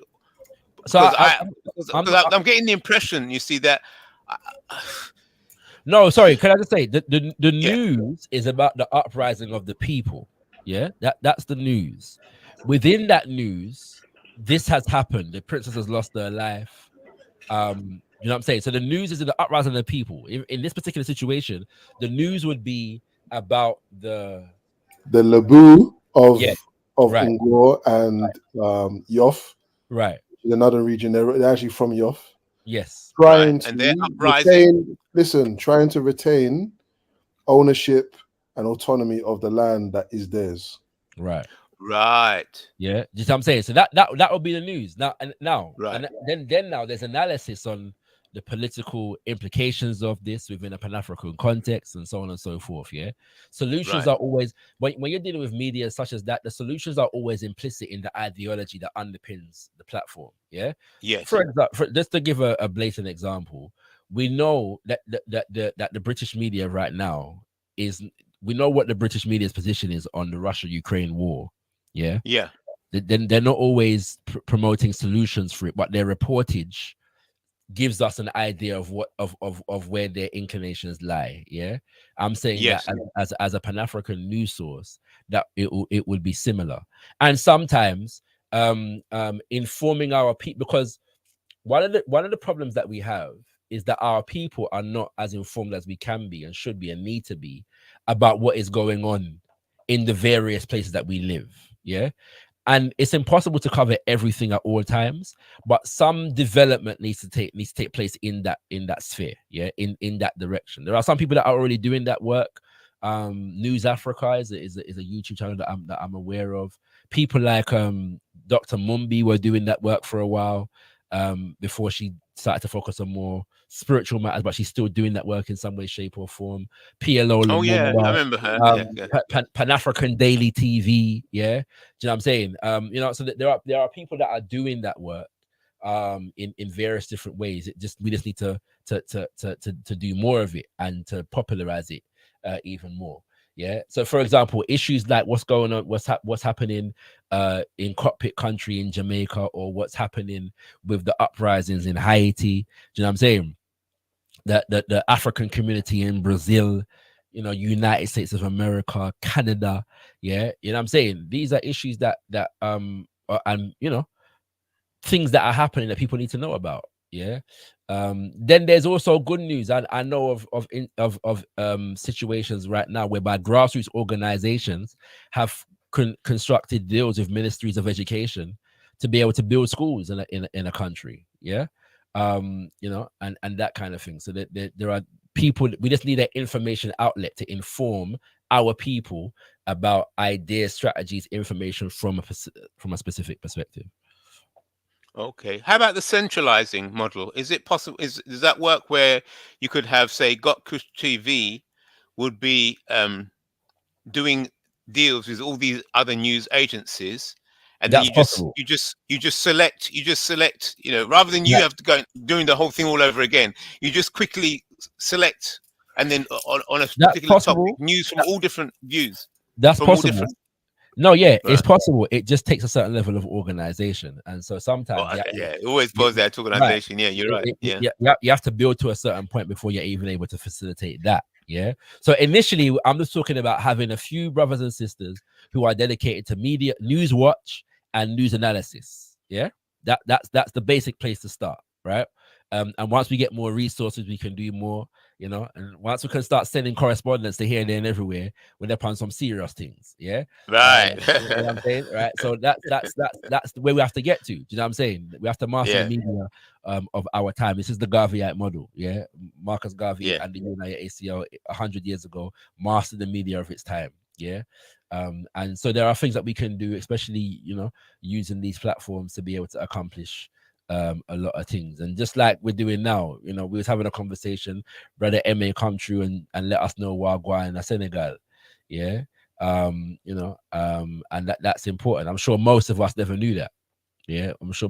I'm sure even most people in West Africa who in English speaking West Africa are not particularly familiar with that. So that Senegal situation, to match up what brother was saying with what you're saying, the people were uprising against the building government of the police. The police station, because the police station represented the entities that were trying to steal the land. Is that right? Those that are trying to take the land from the people are trying to increase policing in that area. And the clearly. people are uprising against that. Clearly, because I mean, we need more detail to be certain of from why it is the gendarmerie. Do you know? Go ahead. No. I was a broader point. Gendarmerie and those institutions, from my understanding, are French militarily trained individuals. And I think the French military in that is now being replaced in places like Senegal and Mali with AFRICOM, the American military. So when we see that kind of relationship, it generally speaks to the political intentions and inclinations and interests that are being served by the institutions. And I'm not even, if I'm not mistaken, Gendarmerie, and they're paying the police. No, the state is paying the police, but I'm saying they're being trained by foreign military. Right. What's it called? And I'm not even certain that even the term gendarmerie is unique to Senegal. No, it's not. I believe I've heard of it in Burkina Faso as well. I feel like when brother Kemi Seba was arrested in 2019 in Burkina Faso, gendarmerie forces were involved there as well. And I could be wrong on that, but that's something that I seem to be remembering. Forgive me if I'm misremembering. So we've got but are you confirming that it's not unique to Senegal? No, it's not. I mean, it's a French term anyway. So Yeah, of course, it would be the institutionalization of policing in transnational police force. Yeah. Francophone Africa are being policed. Have been policed colonially by the gendarmerie. From time. Right. So, Okay. You know. So yeah, some serious thing that, you know what I mean? So it's these kinds of nuances, yeah, that we need to. And I'm just saying, in terms of starting to break down this colonial barrier, I believe that the French speaking, English speaking colonial barrier is a good place to start based upon our positioning right here, right now. All right, Kushti's gonna be the last person that we bring through, yeah. Because we have to wrap up the show soon, you know what I mean? Yeah, okay. Come to Empress Kush, what I say? That's that, fam. Sorry, I'm a bit late. I just want to come and support the team. Everything blesses. You know what I'm saying? Everything bless. How are you? I'm great, thank you. Good. Me and mine are good. How are you and yours? Greetings, Brother Isaac. Good. Greetings, Kush. Greetings, and Brother MA. How are you and yours? Yeah, we're good, thank you. We're good. Good. Pass on my love. I can't see the cat in the background, but I'm sure the cat's good, bro. Yeah, man. Of course, if I go out with things, you know. If I go out with things, you know what I'm saying? You know? I like the new black background's good. I was gonna say that. I kind of do like that as well. Yeah. You know what? I haven't changed anything. It's just a different camera. I thought I'd test it out today. So if the people ever like it, then I might go forward with it. You know what I'm saying? We'll see. Yeah, it gives me that old school, that old school Malcolm all in the background, just the same kind of vibe. But yeah, I just want to say the points that you bring on were really good. I just managed to skim through and see some of them. Did you do a breakdown in regards to because I know that the right to protest has been stripped or altered, like you said. 100. Do we know what that means for people who want to go out? Do we know? Because you said that the two men or the couple of men, I only know of two that got arrested. They blatantly got arrested before they could even wake up and do the thing, right? And that was fun. Yeah. That was before, they could even do the thing. So, and that was directly as a result of what's been changed. So yeah. So what does that say for us, basically? Should we be worried about that? Because 100%. Yeah, because clearly their own people don't seem to be caring right now because they've just let it happen. So what should we as a people be thinking about this? Because we use protest, whether people like it or not. I think that it has strong presence, at least to get a message out there and to galvanize people. But it's a form of something that we've historically used anyway. And we have the thing, what we have annually coming up in August. So are we worried about that as a people, or? We should be concerned about it. Yeah. I've been breezing through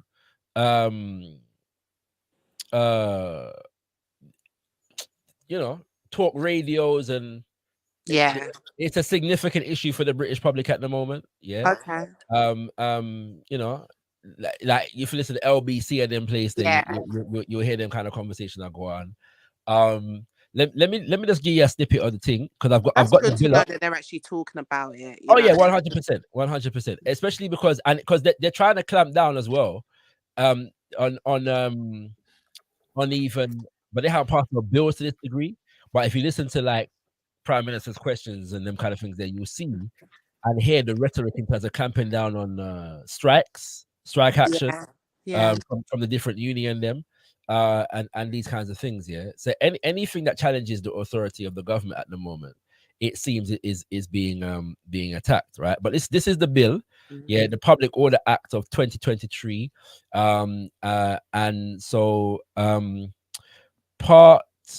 So as you can see, an act, this is a long title here, an act to make provision for new offences relating to public order, to make provisions about stop and search powers, to make provisions about the exercise of police functions related to the public order, to make provisions about proceedings by the Secretary of State relating to protest related activities to make provision about serious disruption prevention orders and for connected purposes, be it enacted by the King's most excellent majesty, by and with the advice of consent of the Lords spiritual and temporal and commons in this present parliament assembled. This is, it's good to read these words sometimes, you know, yeah. You know what I'm saying? It gives you an oversight of the thing. And by the authority of the same as follows. Part 1, public order. Offenses related to locking. So this is what I couldn't remember the terminology of earlier, yeah? Offense of locking on. 1, a person commits an offense if A, they attach themselves to another person, to an object or to land. Wow. 2, attach a person to another person, to an object or to land. Or 3, attach an object to another object or to land. Wait, hold on. What? So basically, if you attach yourself to your brethren, So if yeah, I was going to say, so if I just lock hold say, hands, we shall not be moved. it's a problem. That's an offense, arrestable offense. Well, that's a British institution right there, boy. And All right, and that's what we have to. Yeah, this is the home of democracy. Yes, Right. and imagine they can attach themselves to you though. And All right. they're handcuffs. What's going on? This is democracy and human rights and rare, yeah. B, that act causes or is capable of causing serious disruption to 1, 2 or more individuals, or 2, an organization in a place other than a dwelling, and C, they intend to act to have a consequence mentioned in paragraph B, or are reckless as to whether it will have such consequences.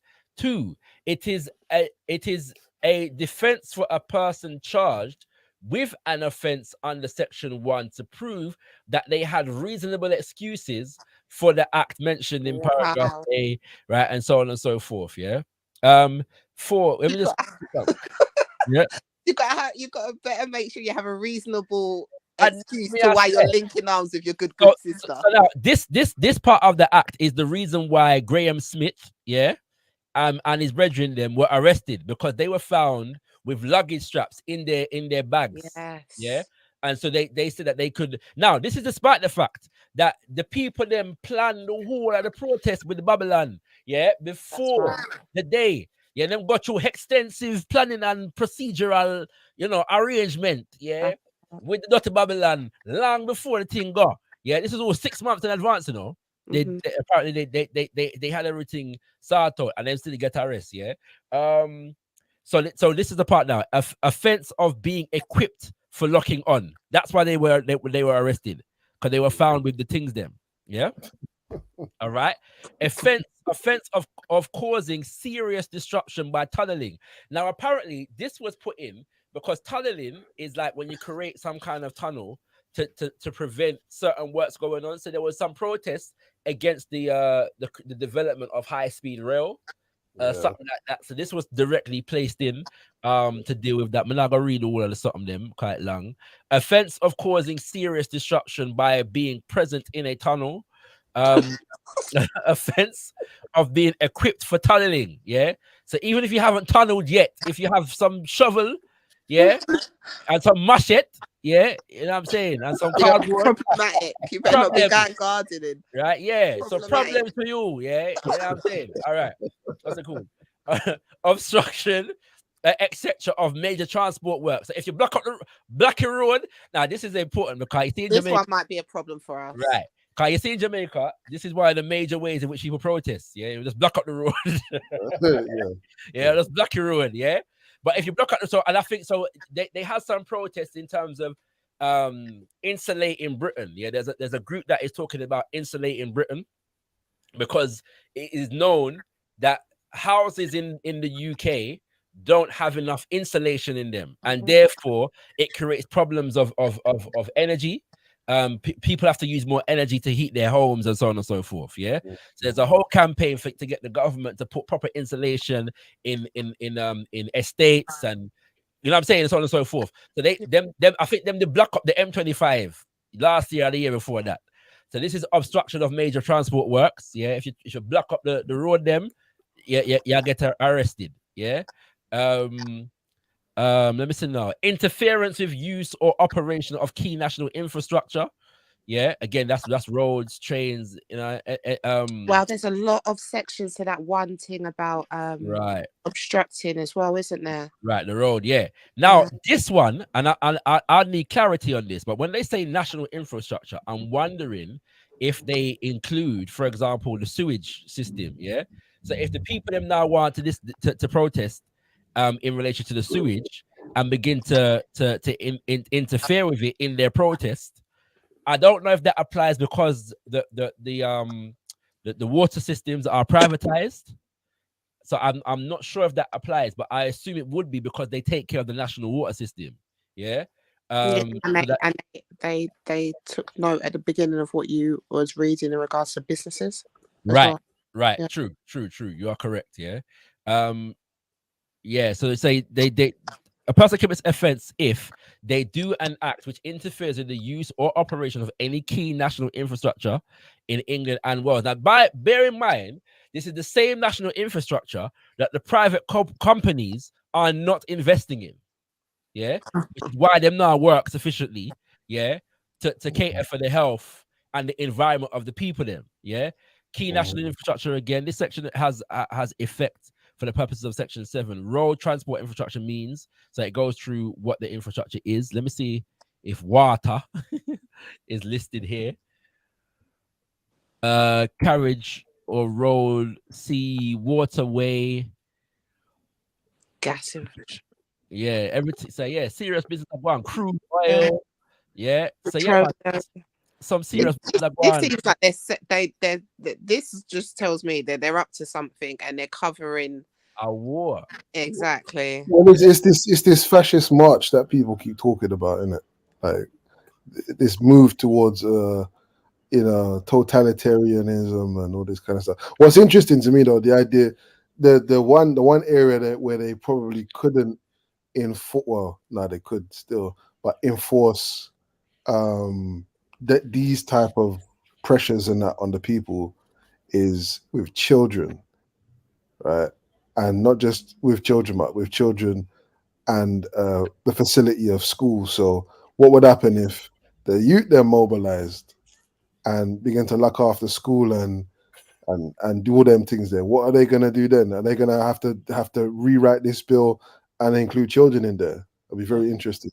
Very, very interesting. And when it comes to the environment, the youth them are very much politicized around climate change at the moment. So that will become very interesting. I'll just highlight a couple more sections and then we'll dispense with this. There is this part where it talks about offense of interference with access to or provision of abortion services. Crazy. I didn't know, but people used to protest them, innit? I didn't know that was still going on. Yeah.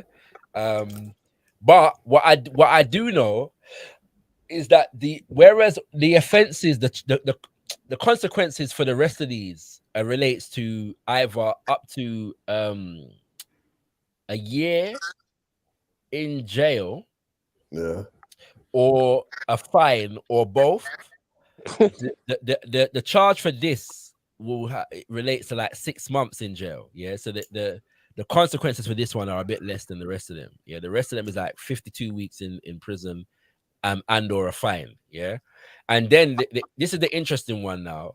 Powers to stop and search on suspicion. Yeah, so they've increased task laws. Yeah, that's basically. But then there's powers to stop and search without suspicion. What? Ah. Yeah. And this is all included in regards to protesting. Yep, this is the Public Order Act of 2023.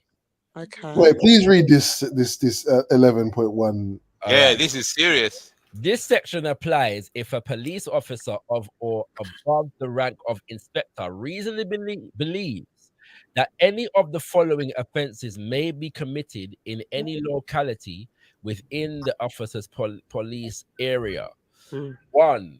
An offence under Section 137 of the Highways Act 1980, willful obstruction, involving activity which causes or is capable of causing serious destruction to 2 or more individuals or to an organization. An offence under the Section 78 of the Police Crime Sentencing and Courts Act, intentionally or recklessly causing public nuisance. And so it sounds like 1 second, that any of the following offenses may be committed in any locality. Oh, so this says that basically the police can stop and search if they believe that any of these offenses may be committed. Yeah. That's how they got, I think that's also how they got those guys before, Right. because you can see underneath there they've covered themselves and they're saying including any of the things that we've listed under section 1, 3, 4, 6. Yeah, but the difference is though that exactly. Powers of stop and search on suspicion relate to suspicion for people. This one is related to the area.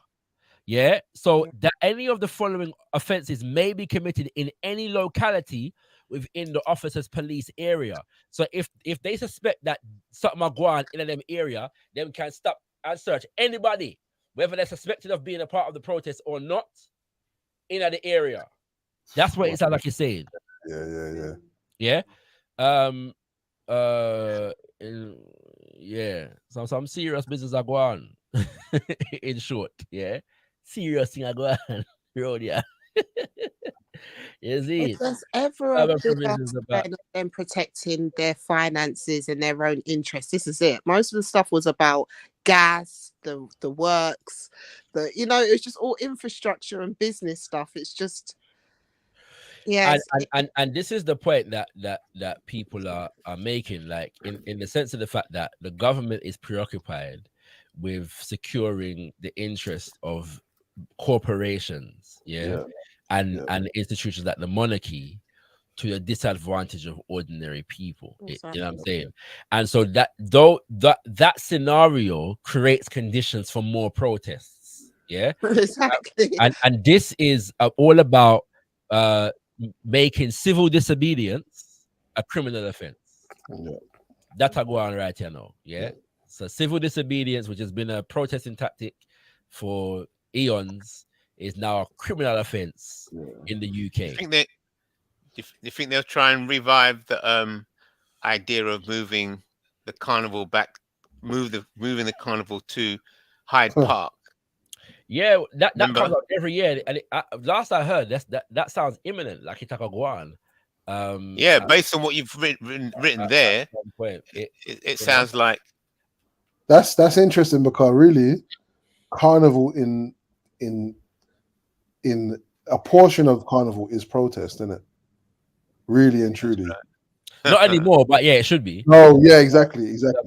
By the way, on another note, the major issue that we need to be protesting at carnival this year is the price of planting. Lord of God. Yes. Yeah, I agree. What is going on? Planting £2.50 for tree and all them something there. What? No. The missus was complaining the other day. Miss lie. Yeah. People are it's hit all kind of social media. People are complaining about. I've seen the images myself. Blood, where are you buying planting? £2.50 for tree planting and them blow over there. But this is what I feel like some people have got spots and they're not telling people, because I'm getting teethed as well. So if you know the plug of MA, at the very least, at the very most, I'm paying £1 for 2. Oh no, I'm not. Yeah. Yes. Where are you buying? £1 for 2 across the road. It used to be £1 for 3, isn't it? That's what I'm saying. The thing gone up. Inflation to reggae. Yeah. And this is why we need gotkushTV, so we can advertise where to get planting at reasonable prices. Oh, come on. You know what I'm saying? Definitely buy a black-owned business. That we say. That we say. You know what I'm saying? Yeah. So we need some planting importation connection for go on right here now. Yeah. Immediately. immediately. Yeah. before the planting started. Yeah. A crisis gets I'm people gonna say organized. crisis. Hold on. When you see when ganja shortage lick the hood, yeah, it's serious business. We can't handle planting shortage. Yeah, that's They don't want that. They don't want that kind of smoke. the black community will not survive planting shortage. Yeah, yeah, me. Crisis. No. And the good thing about planting, this is the power of planting. Planting is one issue that unites us across the diaspora. Yeah, Come on. everybody, right? Africans from the continent, the Caribbean, South and Central America, everybody eat planting. Yeah, True. and all Africans who don't eat planting should be disqualified from the race. If they don't eat plantain, they eat plantain. Oh yeah. Even that. Yeah, man. No, for the purpose of this conversation, we can allow planting and plantain. Yeah, we'll stop that debate for now. All right, we'll We'll have to have some reform at some time. Right, you know what I'm saying. You know, we'll have a ceasefire on the plantain versus plantain debate. Yeah, That's for the right. sake of getting the price of it reduced. For the You know greater what I'm saying? good. That's right. That's right. Yeah. That's a serious. Just for the record, it's also known as Makemba, so we don't have to fight over the words. True. When it's prepared in Ghana, they call it kelewele or dodo in other places in West Africa. You know what I'm saying? So yeah, you know what I mean. So you know, that's a particular dish though, when it's actually prepared. Right. But please stop buying your plantain in Mayfair, yeah. That's I can't know why. Listen, that's you, bro. I only go Mayfair when I'm passing through. You know what I'm saying? Like, the most I know about Mayfair is the Monopoly board to reggae. You know what I'm saying? You know what I'm saying? I don't know about Mayfair them way there. You know what I'm saying? All right. You get me? But yeah, thank you lot for coming through. I'm gonna have to wrap up the show now still. Yeah, man. You know what I'm saying? But yeah, some important topics were discussed. Family, every week, yeah. At the moment it's on Tuesdays. You may move it to a Wednesday at some point, but at the moment it's on Tuesday evenings. In fact, we're gonna have to move it to a Tuesday at some point. For reasons that I won't disclose, but yeah, at the moment it's Tuesday evenings from 8 p.m. We're dealing with ZIVANAYI, which is an open house. Come through, liaise with us, talk to us. I'm gonna raise some topics. You can raise your own. I should also say that Friday, the 19th of May, is the birthday of Omawale Malcolm X, and so we have 2 pieces of programming releasing on that day in honor of Malcolm X. Yeah, and so tune in. Yeah, 12 p.m. and 8 p.m. respectively on Friday, the 19th of May, for our Malcolm X Day tribute. As I said, on the 25th of May is African Liberation Day, and I'm still working out what we're going to do for that. But most likely, we will be releasing the content from the Pan-Africanity tour featuring Kemi Seba, at which both MA and gotkushTV were at. Yeah, so you know what I'm saying. Yeah, it was a big event. You know, and stay tuned for more information about our Be Clean program as the Black Star Action Network International coming up in July. Do stay tuned for more information on that. Was you going to say something, Kushti? I just added on that it was powerful. Yeah, give thanks. It'll be Mr. a good IC, watch. yeah, man. Mr. IC3, give thanks. Yeah, give thanks for, you know, your insightful probing conversation this evening. We appreciate you. You know what I'm saying? And no doubt you'll come through again. Mr. Bunya, give thanks for sharing the information. Yeah, on Senegal. Very, very important contribution. Glad we got some context on that and was able to bring that to the platform. So give thanks, King. You know what I'm saying? And make sure you tell your woman where you get the cheap planting from, because she sounds like she's interested. You know what I'm saying? All right. And give thanks to Sister gotkushTV, yeah. For you know, probing us to get deeper into the Public Order Act of 2023. I'm gonna release everybody into the background now. Bless our IC3, yeah, give thanks. Yeah, all right. okay, take care. Yes, family. So you don't know, so this is another ZIVANAYI. Question session like this. This particular camera, look good looking on them this camera, yeah. So I'm probably gonna use it from here on out. We'll see until we get some new camera. You know what I'm saying? Some HD and all them thing there. and a different system. I'm trying to revamp the system at some point, you know, but we have to invest in that. So stay tuned. And yeah, I'll see you next week for more ZIVANAYI. Let us get to know each other, kings and queens. Open house, feel free to come through, raise your own topics. Aya so nice. Tenda mwade, be thankful unto the mother, father, creative life force of the universe. Kudzai mudzimu mukuro. Give praises unto our great ancestors. Abibi Tumi, Abibi Fahodie, African liberation and African power for all African people. Ashe, ashe, ashe. Fire burn them dirty king, blaze up them dirty king, fire burn them king, send him disastrous, and time he fast with us, ancestors walk with us, fire burn them king.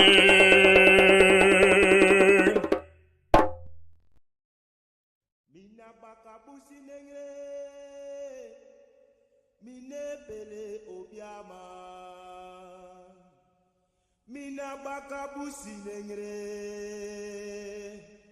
me fele sama. Mina bakabusi nengre mine pele obiama.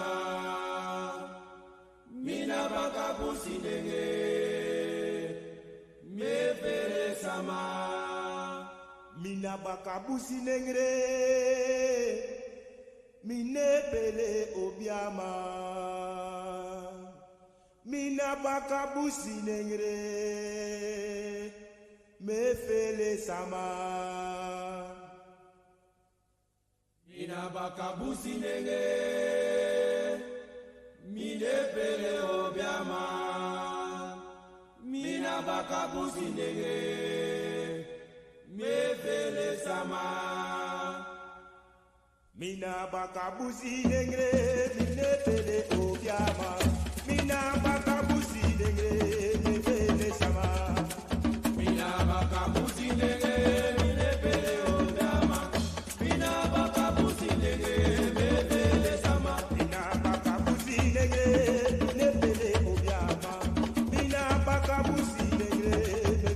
sama. Mina bakabusi nengre mine pele obiama. Mina bakabusi nengre me fele sama. Mina bakabusi nengre mine pele obiama. Mina bakabusi nengre me fele sama. Mina bakabusi nengre mine pele obiama. Mina bakabusi nengre me fele sama. Mina bakabusi